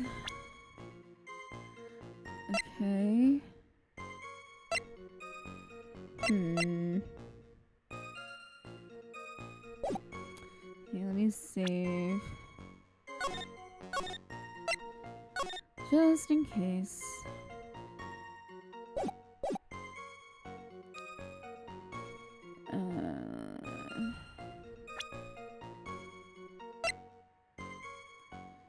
Do I present this?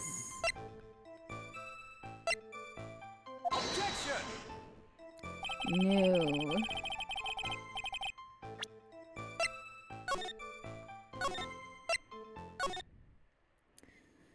Okay, that wasn't it. I didn't see anyone at the bridge that night either. So you didn't see Phoenix?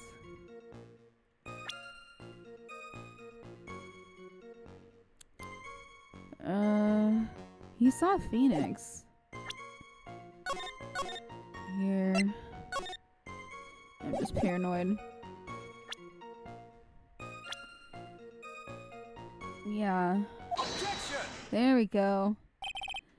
Larry Butts. Oh, I can understand why you might want to throw your old life away. You're pretty pathetic, and you cause all sorts of trouble. I'm sorry. But having realized just how much of a nuisance you have been, that could be considered a step in the right direction. Edgy, are you trying to console me? It certainly doesn't sound that way to me. However, I cannot forgive you for simply turning away from the incidents you create. What? You're totally pinning this on me. Now then, let us talk about the night of the murder. Sister Bikini, after seeing the murder take place, asked Phoenix Wright to report it. Thus, he headed for the public phone by the bridge. There, he happened across a certain nefarious nefarious individual. You, Larry Butts. That's right, me in the flesh. Listen carefully, witness. It doesn't matter if you change your name. So long as you remain pretty pathetic, you'll continue to cause these incidents. That reality will not change. But, what do you want me to do then? Larry, what you need to change is your inner self. But for now,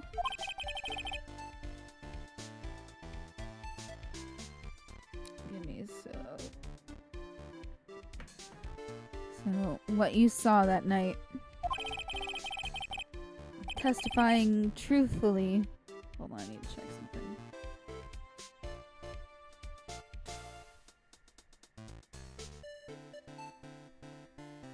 Oh. Yeah, sorry about that. Testifying truthfully about this one issue is all I need from you.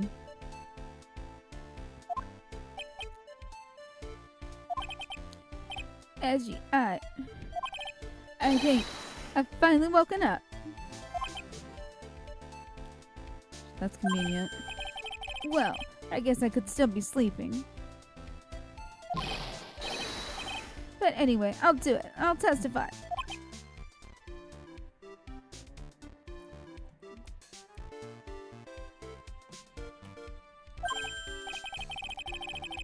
Well, I'm not sure this will go especially well. I'll ask again then, witness. What did you see on the night of the murder? What I saw part 2. I went to the shack around 9, so it would have been about 10:30 p.m. I was lying under my bedding when a white flash almost blinded me. I looked out the window and Dusky Bridge was on fire. There is still some thunder, but I went right away to check it out. That's when I ran into Nick.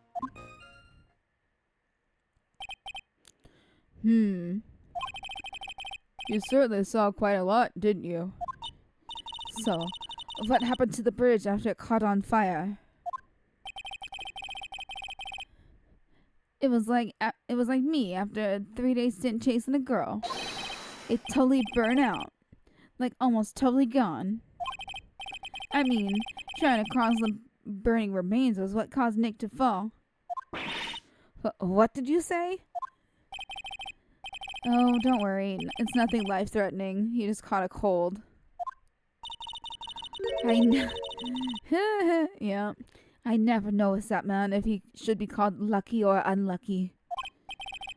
Now, Mr. Edgeworth, please commence your cross-examination.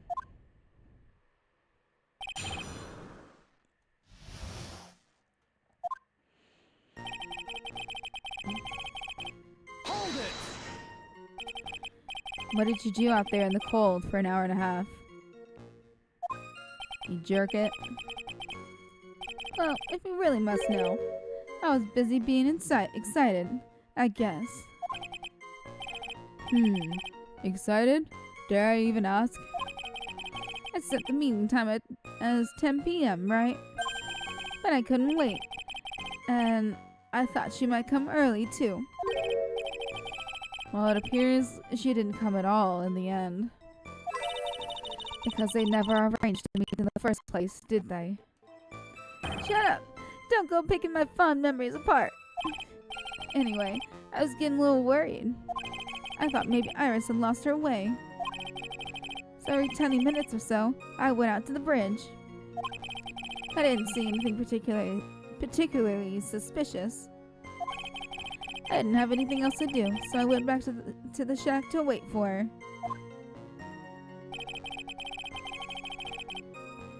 Hold it! This light was, of course, lightning, like kapow! Like a slap from Naomi, honestly. A big bada boom! Or a little like that. That's more like a punch from Miranda. Witness, did you actually see the lightning hit the bridge? Well, I was a bit startled by the flash of light, so... Hold it! Okay. Seeing that, what did you do? What do you think? I was burning up as well from the fire in my heart. And that's why you went to take a look at the bridge? Well, to be honest, it was freezing cold, so at first I thought, forget it. I'm not leaving my covers.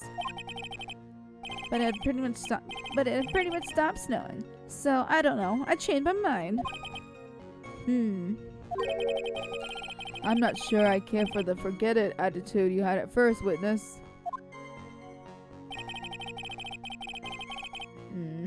Hold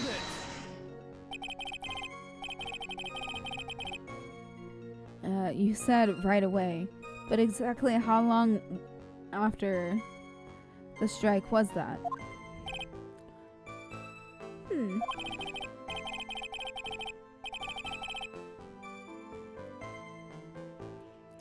The lightning fell, and the bridge caught fire. Maybe around 10 minutes? 5 minutes? I mean, I suddenly thought, I gotta go check this out. How far is this small shack you were in from the bridge? Hold on. Well, it pretty much stopped snowing. I guess about a 5-minute walk. And how did Dusky Bridge look when you got there? Like I'd recovered a piece of my childhood. I mean, not even the bonfires kids make during school camping trips can compare. Well,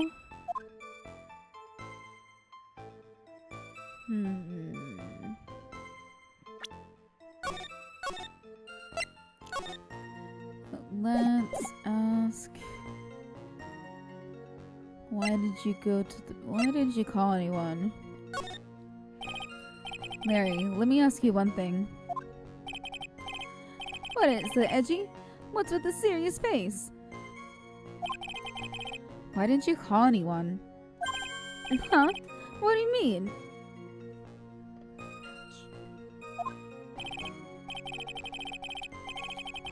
Normally, when faced with a towering inferno, one would try and tell someone. There's a public phone right by Dusky Bridge, correct? Well, of course I thought of doing that. So then, let's hear why you didn't. Huh? Yeah, okay. My reason. It isn't that I didn't try to tell anyone. I just didn't have time to, okay?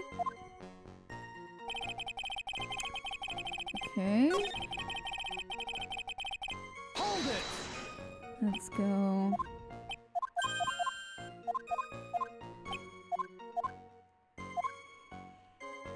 Why didn't you go to the bridge? So, you suddenly thought to check out the bridge? Does this mean that you initially had no intention of doing so? Well, yeah. I guess it does. It was really cold. I didn't want to go out there. If that's the case, why did you change your mind? I would like to hear your reasoning. In which case, please give testimony to that effect, witness. My reasoning? Okay, reasoning, is it?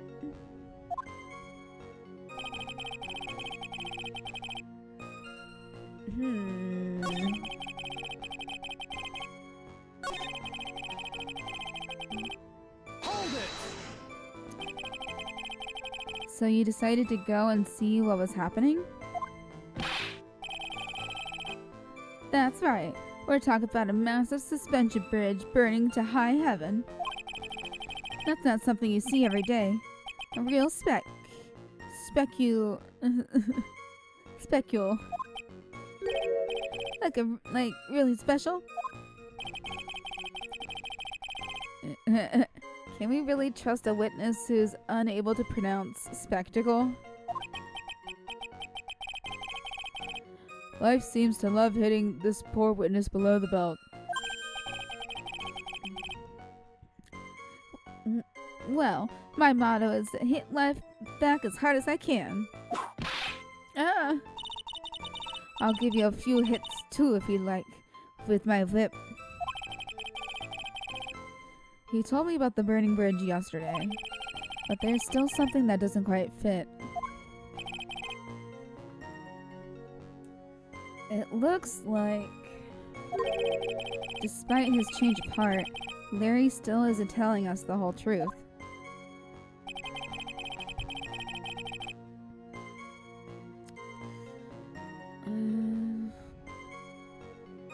Did I press this already? What did you do? Oh, okay, yeah. I already made the joke about him jerking off.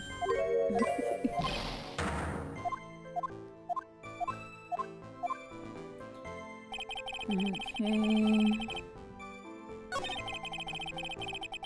Dusky Bridge was on fire. There's still some thunder.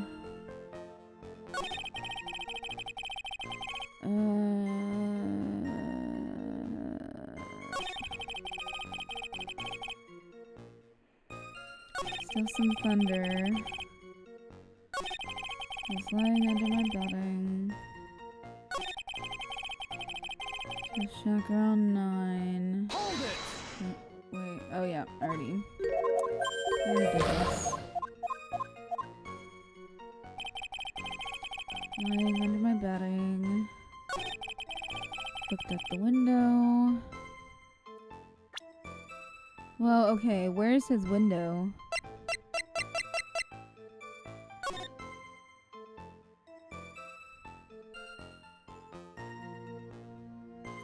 Is, like, okay. I guess it's a door, not a window. Here, let me save. Oops. Alright, I'm gonna present the map. Objection! No, it's apparently not.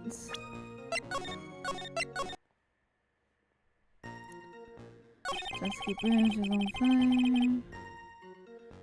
So some thunder. Hold it! Yeah, let me press this again.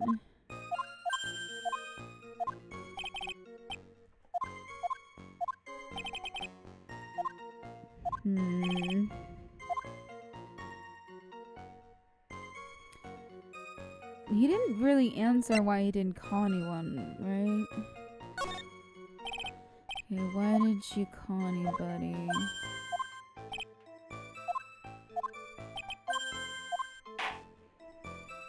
Why did you not? You didn't have time.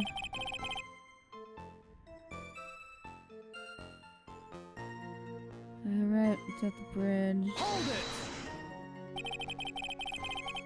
Okay, you claim to have arrived at the bridge at the same time as Wright? Yeah.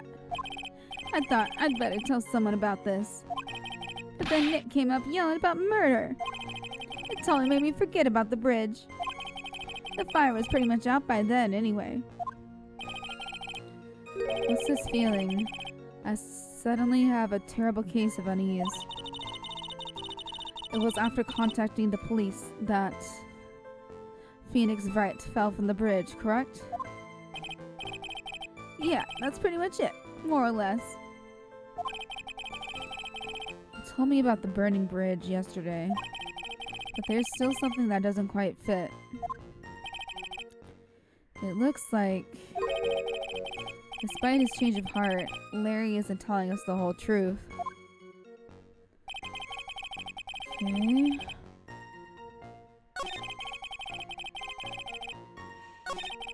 Okay, look up the window. Right to the bridge, and Nick showed up less minute later.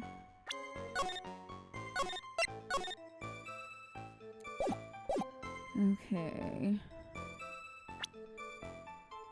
How can I contradict this?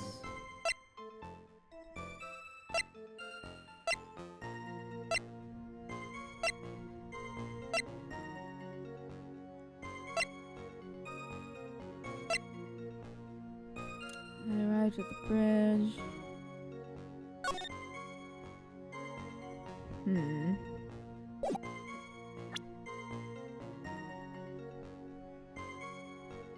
I'm gonna present the map. Objection! Nope. Okay, that wasn't it. Arrived at the bridge. Nick showed up less than a minute later.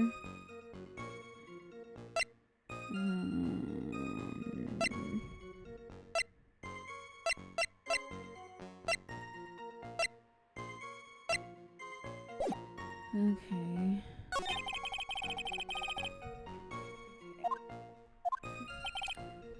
What doesn't fit?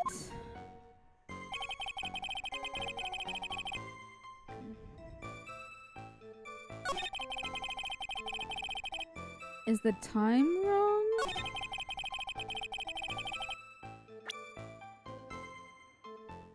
This.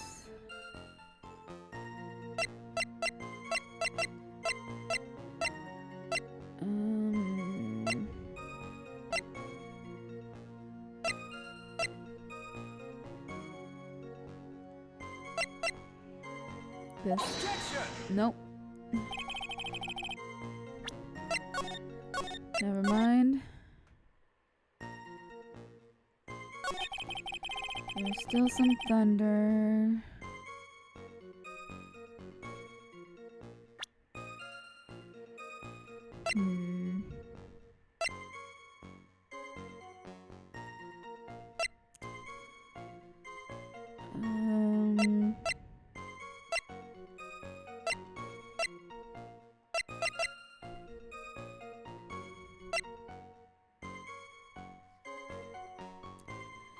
Is this...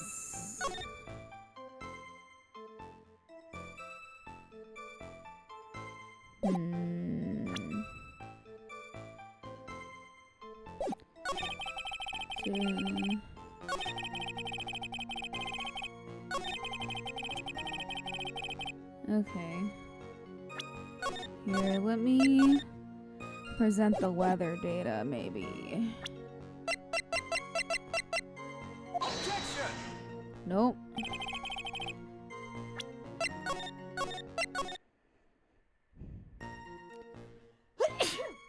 Excuse me. It's been about 10:30.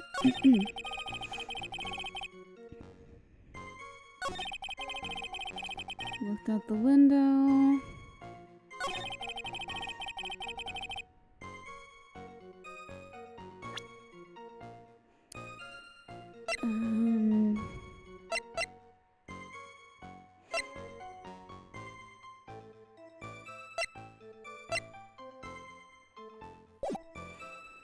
Arrived at the bridge. And Nick showed up less than a minute later.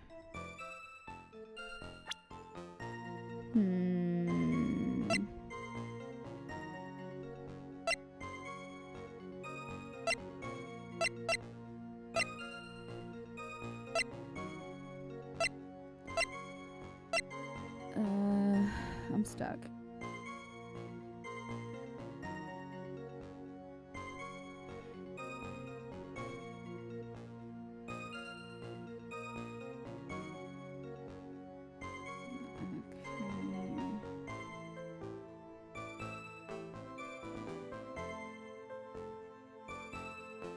I thought that's what I did.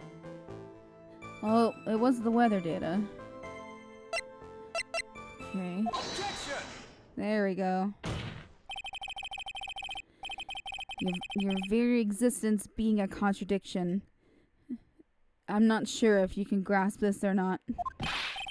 What the hey, Edgy? You make me sound like some sort of alien. But your testimony is conclusively contradictory. The problem here is time. I've never been the best timekeeper, you know.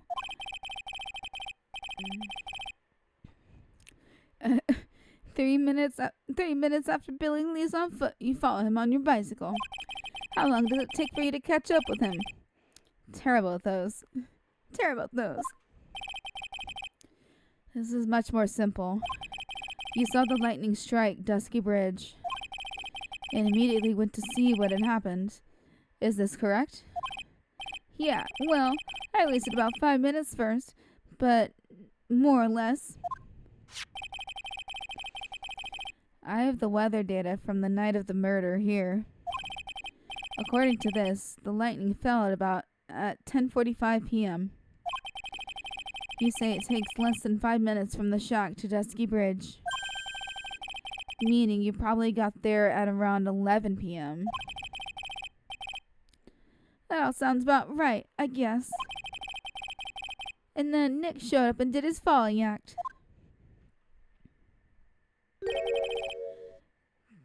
That is impossible. What do you mean? 11 p.m. is when the murder occurred in Hazakura Temple. Thus, Wright was still there, in the courtyard. There is no way that Larry could have encountered him at Dusky Bridge at the time. Excuse me? I have an objection. You do? Edgy, how many times do I have to say this? I'm not Larry. I'm Laurice Donim. It has not been proven that the murder occurred at 11 p.m. The sister only said around 11. In which case, it could have been earlier than that. Watch your footing there, Miss Francisca von Karma. The slope ahead is slippery. But there is no way that Wright could have been at Dusky Bridge at 11 p.m. And why not? It's clearly written here in the weather data report. It took around 30 minutes for the bridge to burn out. Therefore, the bridge must have been burning until at least 11:15 p.m. Which means what exactly? Wright did not see the bridge while it was being consumed by the flames that night. In fact, he did not arrive on the scene until after the flames had died down. Oh, okay. He seems a little less stupid to me now. Larry, you arrived at the bridge at 11 p.m., but Wright did not make it there until at least 11:15. I suggest you stop hiding things and just tell us the whole truth. Now then, what happened during these missing 15 minutes? I feel like I just got brutally woken up by toilet splashback. Oh my god. I guess I was still sleeping after all. Pitch me. Order. Okay. So that was a missing 15 minutes prior to meeting Phoenix Wright. I hardly see that as much of a problem. Yeah, not much of a problem at all. Really? The bridge is burning before your eyes, and there is a phone right next to it. Why then did you not report the accident? Yes, witness. Why didn't you? Were you there simply to watch the bridge burn? And therein lies the problem. For even after the bridge had burnt out, he was still there. Staring into space, this witness didn't even attempt to fulfill his... No. My phone thought I said the S name. To fulfill his civic duty. That's what it sounds like. But this is Larry we're talking about, and even he is incapable of being so stupid. Which means there has to be a reason for his inaction. Edgy, I think it's about time I got serious with you, dude. Just as I thought. You've been playing with us all this time. Listen, I'm gonna tell you everything. Are you sure you want to hear it all? Yes. I may really say it this time. Everything. Okay. Then say it. Very well. I have a terribly bad feeling about this. However, let's have the witness finally give us the whole truth. Now, for this 15-minute gap, what were you doing, witness?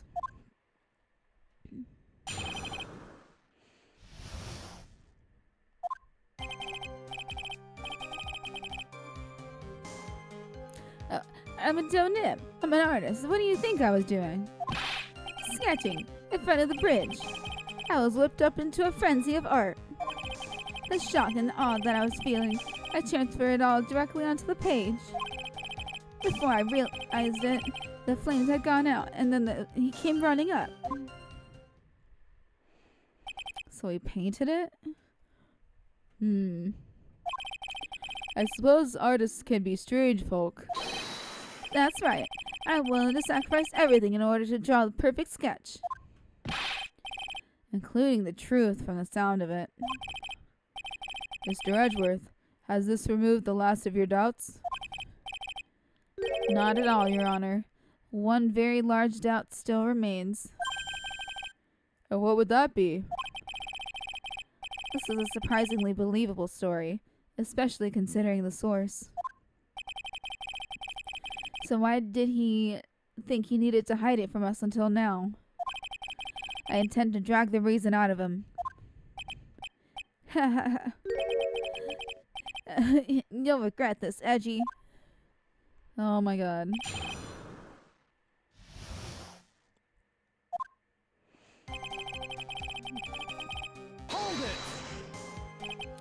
tell us, Larry. My name is Lorraine. Get it right. Mistakes like that are what keep you from being popular with the ladies like I am. Just who exactly are you? I'm Lorraine Stoneham, apprentice extraordinaire. That's what he calls himself, in any case. And you are an artist? Of course, I'm an artist, the real thing. Yet again, that's what he calls himself.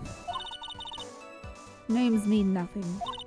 There is only one issue I care to discuss. What were you doing? That is a very big issue indeed. Hold it! Sketching? The burning bridge? The burning bridge and everything that came with it.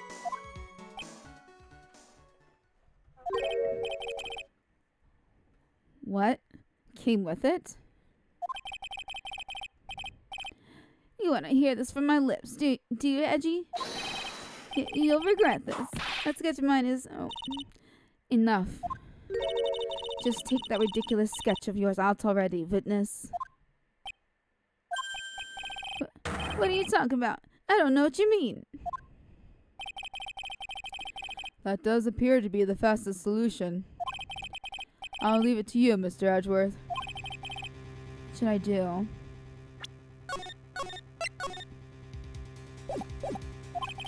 I've got a terrible feeling that the instant this sketch is revealed,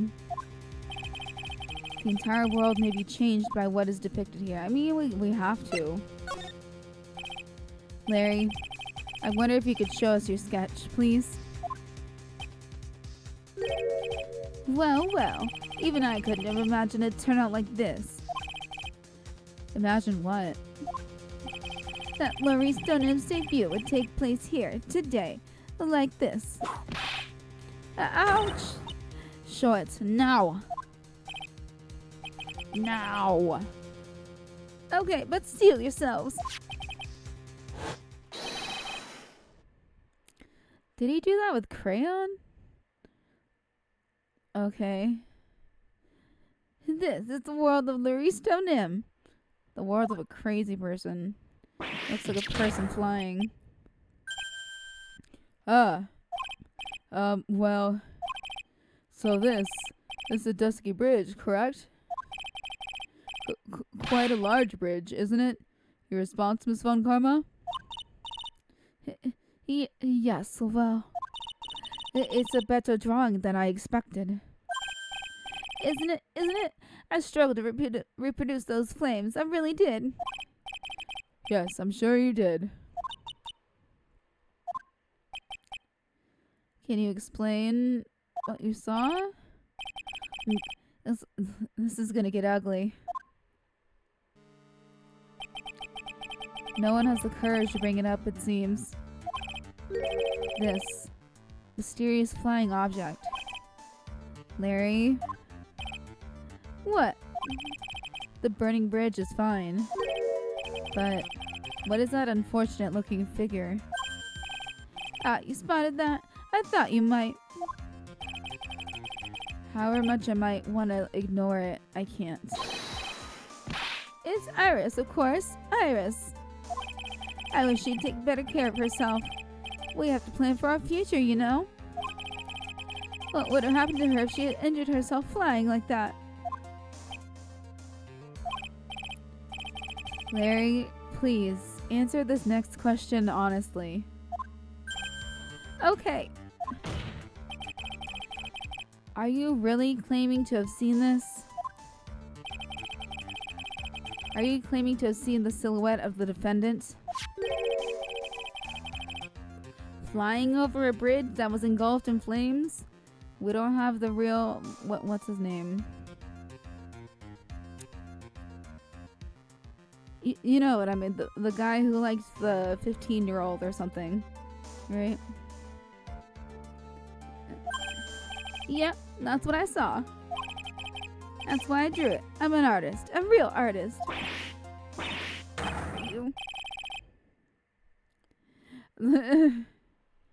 Are you high?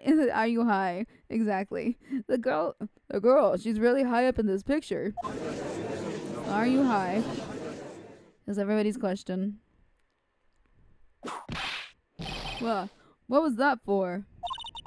This is all a bad dream. I was hitting you on the cheek to test that theory. Please whip your own cheek from now on if you wish to test your wild theories. Anyway, no court of law will ever acknowledge that people can fly. Actually, there is some precedent for this. She was flying pretty high, my sweet Iris. She was about 30 feet above the bridge, at least. It was really something to see. This has to be some kind of mistake. Mr. Edgeworth, please bring the witness back down to earth. What? Me? This witness is your friend, is he not? It's a little... accessory to foolishness, Miles Edgeworth. Let us get back to the cross-examination, by force if necessary. Mr. Edgeworth, I expect you to expose the obvious contradiction here.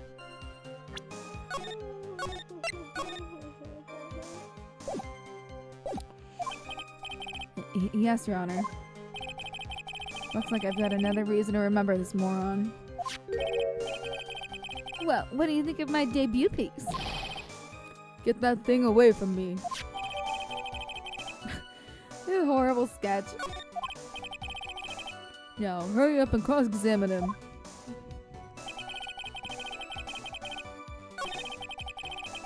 Okay. Hold it! Hello, her white hood. Just where did you see this sight from? Hey, no need to shout.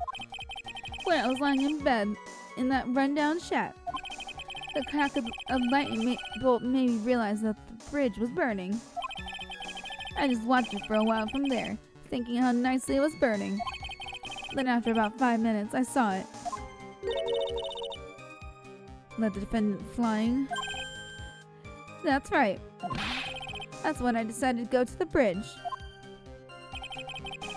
I see. That all makes sense.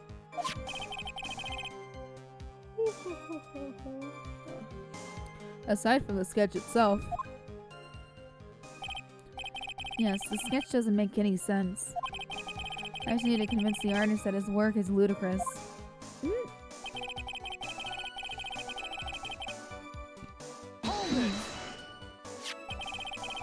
He transferred everything directly onto the page?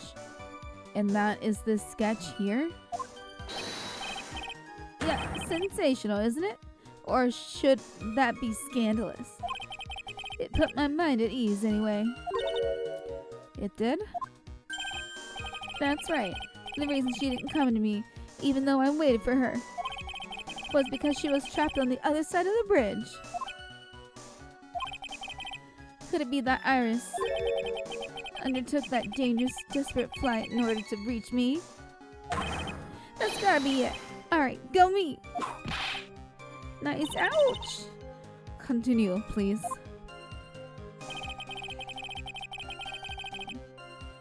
Hold it! You forgot the passage of time to that extent, did you? Well, once I get caught up in something, I tend to forget everything else. That's true. He's always been that way. I guess he's not lying about that, at least. Phoenix Wright appeared on the scene after 11:15 p.m. If he was not drawing then, that dispels all doubts. Aside from doubts of his humanity, eh? There's a big clue waiting for me in this cross-examination. This testimony does nothing less than mock the court. But I am sure that there is a vital kernel of truth hidden in it somewhere. Okay. So Iris flying. Yeah, she didn't have her hood. Okay, I'm gonna present the hood. Objection! Ouch. Larry, what did you really see that night? Ouch. Not that I particularly care. In your position, that's just being irresponsible. I drew exactly what I saw. I'll give you a whole $1 that it's the truth. If that truly is the case, then there's one thing that we can say for certain. What might that be? That the person who flew over the bridge could not have been the defendant, Iris. What? What do you mean? I don't understand. A foolhardy folly of a foolish statement by an equally foolhardy fool. How exactly can you make this claim? Tell us, Larry. According to this picture, the individual whom you saw was wearing a hood, correct? Of course she was. That rundown shack is quite away from the bridge. The hood is what told me that this floating angel was my Iris. The hood is my darling Iris, and Iris is my darling hood. Okay. It seems there are bigger fools in this world than the one at the defense's bench. Larry, there's something you need to be made aware of. On the night of the murder, Iris wasn't wearing her hood. She had given it to Wright as a gift. Are you going to change your story now? Perhaps suggest it was Wright who took flight? What are you talking about? I think you understand what I mean just fine. Why? Why did Nick have Iris's hood? What? Edgy, what's going on with Iris and Nick? Why you, Nick? You dog! Oh God. I do believe that this unbelievably mysterious sketch is destined to disappear, discredited and discarded, straight into the garbage. Ha! Okay, he's laughing. What is it now, witness? It feels like I've been waiting 25 years for this very day to come. Edgy, today's the day I get to completely stupefy you. What? What is the meaning of your outburst, witness? I hate to have to do this, but I have some definitive evidence. What? Okay. Definitive? Evidence? Iris did indeed come flying over the burning bridge. And I, Laristo Nim, shall prove it. Okay.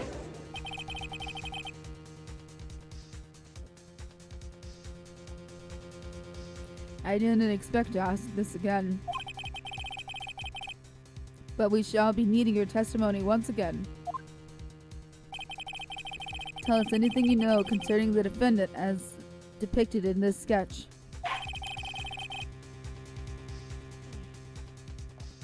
And show us your evidence that this nightmare was actually a reality. Okay, then I hope you're ready, Edgy. Because I'm gonna feed you a whopping serving of pain. You've been serving as a whopping serving of pain this whole time. Trust me. Proof that Iris flew. When I reached Dusky Bridge, she was already gone. I was so worried, so I frantically searched all over for her. That led me to finding a beautiful crystal sphere half buried in the snow. There's blood on it. I'm sure that Iris was wearing a spare hood. After all, no one else could have lost the crystal sphere that night. Yeah, that's on her staff. Well, we don't have it. Where's the picture? Yeah, she has it in the picture. A crystal sphere? This one. Pretty, isn't it? But finders keepers. That sphere. Where did you find it?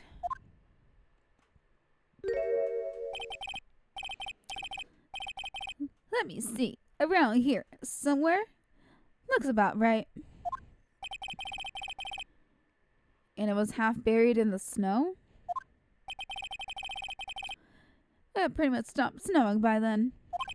But there was still some falling as I walked to the bridge. The quartz accepts this crystal sphere. That's mine, okay? I want it back afterwards. I mean, it has blood on it. There's something on it. Oh my, it's blood. What? Blood? Has blood on it. You ready, Edgy? By tomorrow morning, you'll be calling me Master Larry. No, Loris. Yeah, I like the sound of that. No one's gonna push me around anymore. Exactly. Didn't you want to be called Loris Donim only a few minutes ago?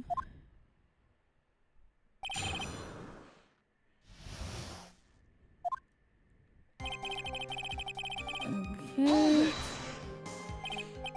So you went to the burning bridge? That's right, to meet Iris. She actually flew to get to me. The least I could do was meet her halfway. But the defendant was not at the bridge when you got there, you say? I guess she went back to Hazakura Temple. She's a girl after all. She must have wanted to look her best. Must be lovely to live in the fantasy land of Larry's mind. Actually, it's so depressing I can't even work up the energy to point. So, what did you do next? Hold it! So you searched all over for her? She was flying pretty high, you know. I thought maybe she slipped on her landing and got hurt. Hey, it was more than possible. Also, when I headed out to the shack the first time, I was snacking on a banana. Okay. I was pretty sure I threw the peel away somewhere around there, so you know. Can one guy really be this stupid? So, did you find any signs of her so-called landing? I don't really remember. I kept on falling over myself. I kind of lost it for a while there. Did he step on the banana like immediately? You fell over yourself? Yeah, the snow was deep, and there was even a banana peel out there. Yeah, then there's stupid and then there's Larry Butts. The short of it is that you didn't find any signs of her landing, correct? Then what happened next? Hold it! Half buried? I was sitting in the snow with a little gathered on top of it. It was very hard to spot, actually. I mean, it was dark out too. I'm impressed. You did well to find it. No matter what you may think when you look at me, I'm a pro, a genius security guard. I used a pen light I borrowed from my company to help in my search. And it sparkled really brightly, as if it was saying, "Here I am" to me.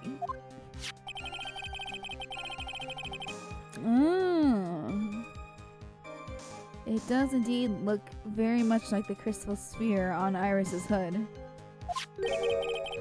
But I need to remind you that she was not wearing her hood that night. But need I remind you? Hold it! Each nun is assigned their own hood, and they are assigned only one. I don't know anything about that, okay? And Iris is special, alright, dude? Even if she did steal a spare hood, I'll forgive her. This is getting us nowhere. Our destination for the day, it seems. However, this crystal sphere was found near the bridge. That is a fact. If it didn't come from a hood, where could it have come from? That is a question I aim to answer.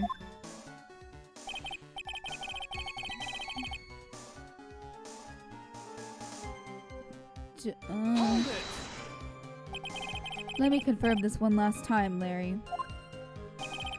The reason you thought that this was Iris are the hood and this crystal sphere, correct? That's right. My gut is never wrong. I met that old bikini the next morning, and her crystal sphere was still there, safe and sound. Indeed. She was wearing it in this very room earlier today. This case isn't going to end without a fight. Exposing the obvious contradiction in this testimony will be easy, but I fear that all awaits us are further mysteries. Gone.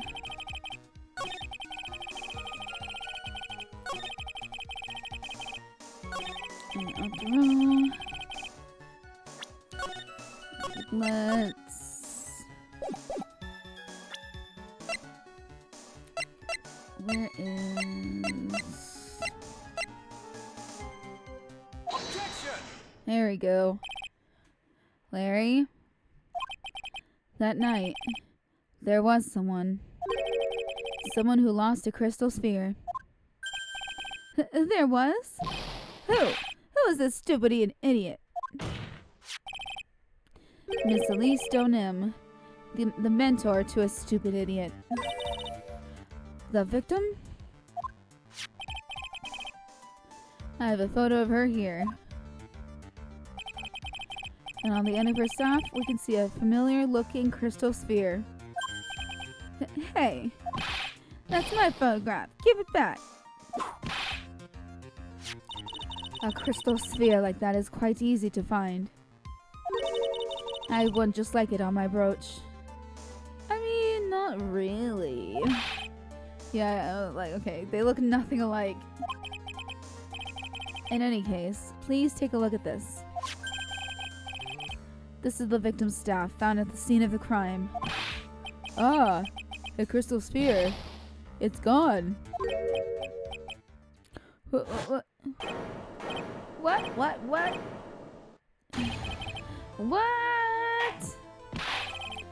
Just what does this mean? If anyone jumped or flew across the bridge that night, it certainly was not Iris, after all. She was not wearing her hood. More importantly, the crystal sphere found at the landing site was not hers either.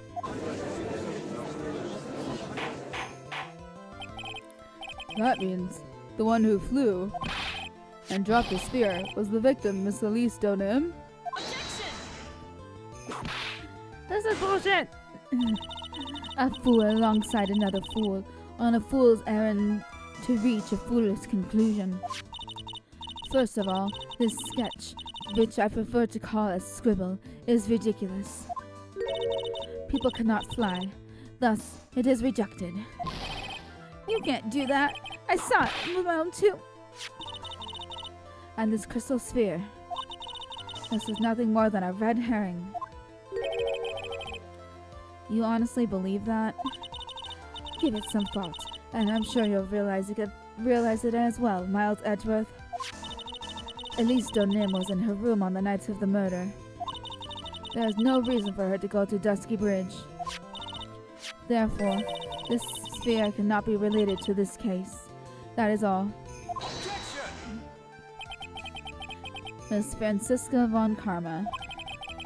The only people who will accept that explanation are scatterbrains and clowns.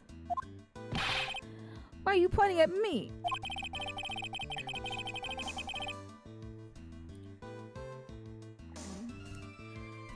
The victim's crystal sphere was found near the bridge on the night of the murder.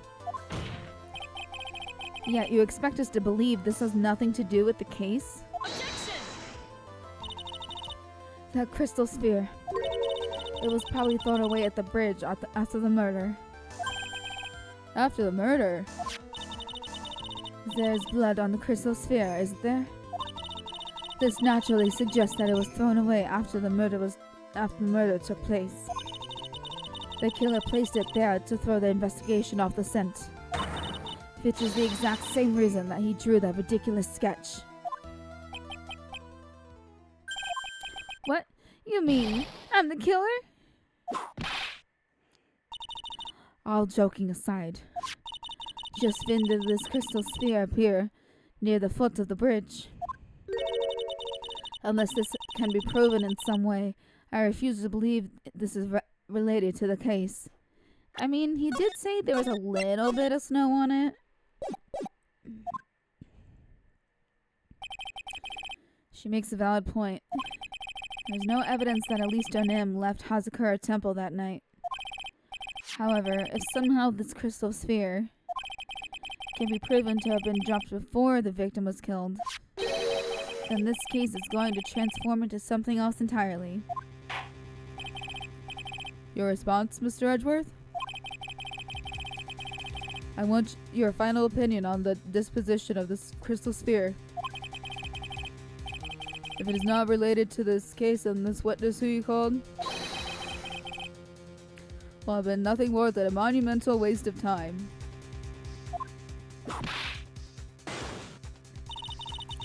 Prepare yourself for some very appropriate punishment, Miles Edgeworth. Can I prove it? Yeah, let's save here. Can I prove that the crystal sphere was dropped before the murder took place? I mean, I'll have to. Can I prove it? That isn't the issue. To simply prove it, that's the only option. That's what he'd do.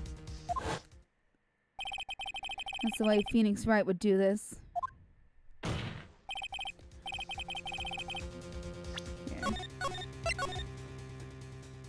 Your Honor, allow me to prove something to you. I would prove that this crystal sphere is a vital link to solving this case. You'll do what? That look in your eyes. You remind me of Phoenix Wright when he is cornered.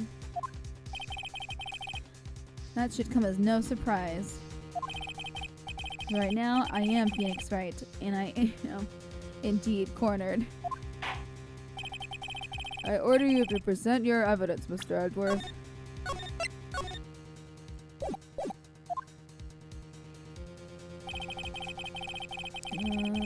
Before the murder... Didn't...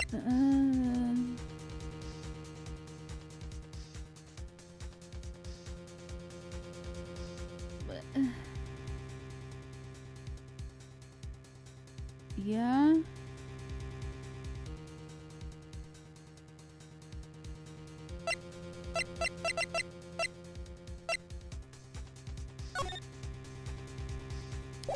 I guess it's leather, right? Take that! Oh, was that not it? That's not it. Present your evidence. Okay, I'm gonna present. Take that! Okay, alright. Why even make that a thing? Okay, this crystal sphere. It was half buried in the snow, correct? That's right. If it hadn't stopped snowing then, it would have been game over. The snow would have totally covered it. That's all I needed to hear from you, Larry. Your testimony makes one thing quite clear. What? When the crystal sphere was dropped, it was snowing, even if it was ever so slightly. Snowing? On the other hand, let us look at the scene of the murder. As proven earlier today, there is no snow on this victim's body. Ah. Therefore, the crystal sphere must have been dropped before the murder. What? What? Order, order, order. On the night of the murder, the victim did indeed go to Dusky Bridge. And there, something occurred that caused the staff's crystal sphere to come loose. What? What could that have been? The sphere. There's some blood on it, isn't there? Allow me to raise a certain possibility at this junction. The real crime scene was near the foot of Dusky Bridge.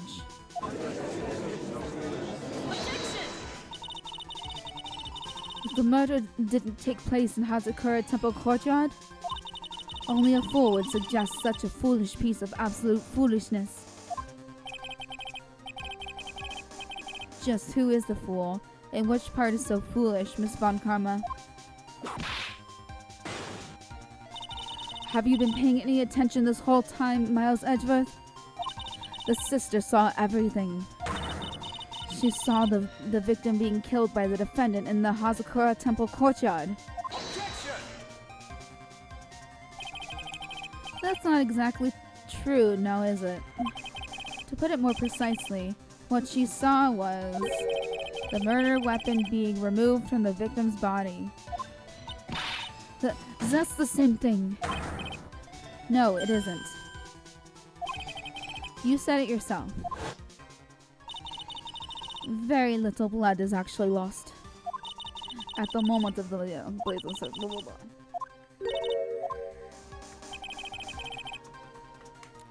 If that statement is the truth, then Dusky Bridge could very easily be the scene of the murder. The murder weapon was not removed, thus there was no bleeding. Objection! You are forgetting one vital thing, Miles Edgeworth. At least Onim's body was found in Hazakura Temple. On foot, it takes 15 minutes to travel from Dusky Bridge to Hazakura Temple. You mean to suggest someone carried the body all that way? I mean, it could have been a snowmobile, but we don't want it to be that. I made it this far. The only place to take this is to the end. I just need to prove that my version of events is also perfectly plausible. Now, if the defense is ready, the court would like to have an explanation.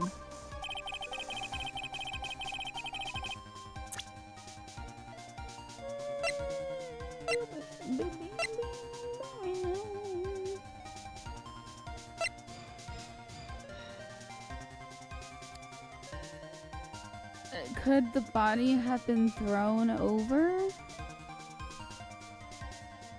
Take that! No, that isn't it. I'm on the wrong track here. I need to charge on through this. Even if it makes things look bad for my client. Okay. Mr. Edgeworth, stop giving me the evil eye. Oh. Okay, that wasn't it.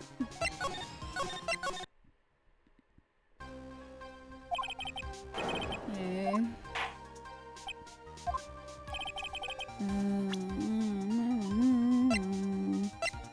Here is... Take that! On that snowy night, there's one way that a body could have been moved. The snowmobile. Ah! As we know, the snowmobile was used that night.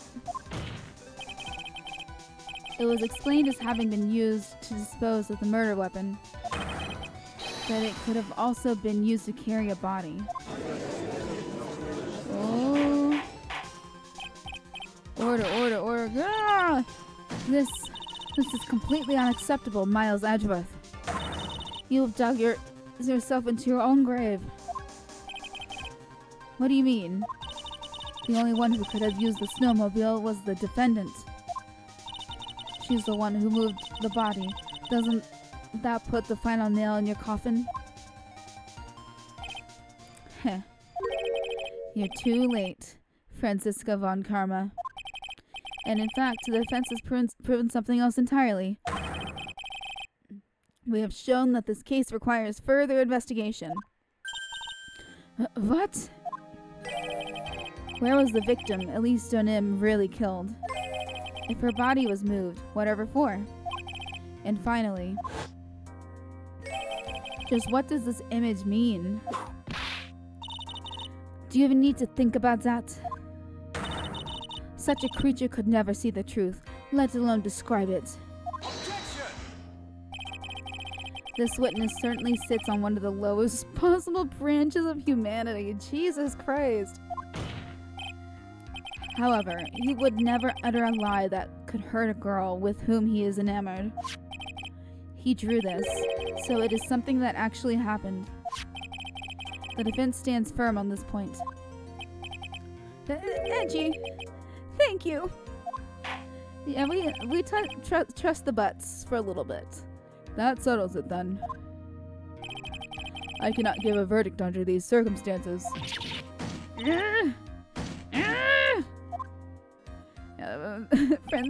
Francisca's her reaction is basically me whenever I'm playing a VGC battles. I'm gonna be like, anger. Right. I seem to have fulfilled my part in this. It is just as I thought. Francisca von Karma, you make a wonderful partner. Excuse me? There is one reason and one alone for me being here. To expose the darkness lurking in this case, and then pass it on to Wright. Really? That's what this was all about? You could have just told me that from the very beginning. But, come on. Then I wouldn't have had frenzy with me. Miles Edgeworth, I don't care about what you are here to do. This was my chance to finally grind you under my heel. A shame that your chance seems to have slipped you by. Oh, Francie! This is all your fault. Such a terrible witness. You are an affront to all okay. Franciscus, look, I demand satisfaction. He's dead now. I cannot believe that the witness's testimony relates to an actual event. However, there has to be some sort of answer for the question it raises. Have his words here today been the truth or lies? Next time we gather in this courtroom, those are the matters that shall be addressed. I am counting on thorough investigations by both the defense and the prosecution. And with this, the rest is up to you, right? We won't be able to be Edgeworth anymore. The court is now adjourned. Whew. Alright. Alright, we are stopping here now. We got through the entire trial, day, and one go. So, I'll end things off here, like I always do, by saying good morning, good afternoon, good night, good luck, good riddance, and stay safe. And hopefully people appreciated the extra long episode. And of course, we save twice for good luck. I'll see you guys next time. Bye-bye.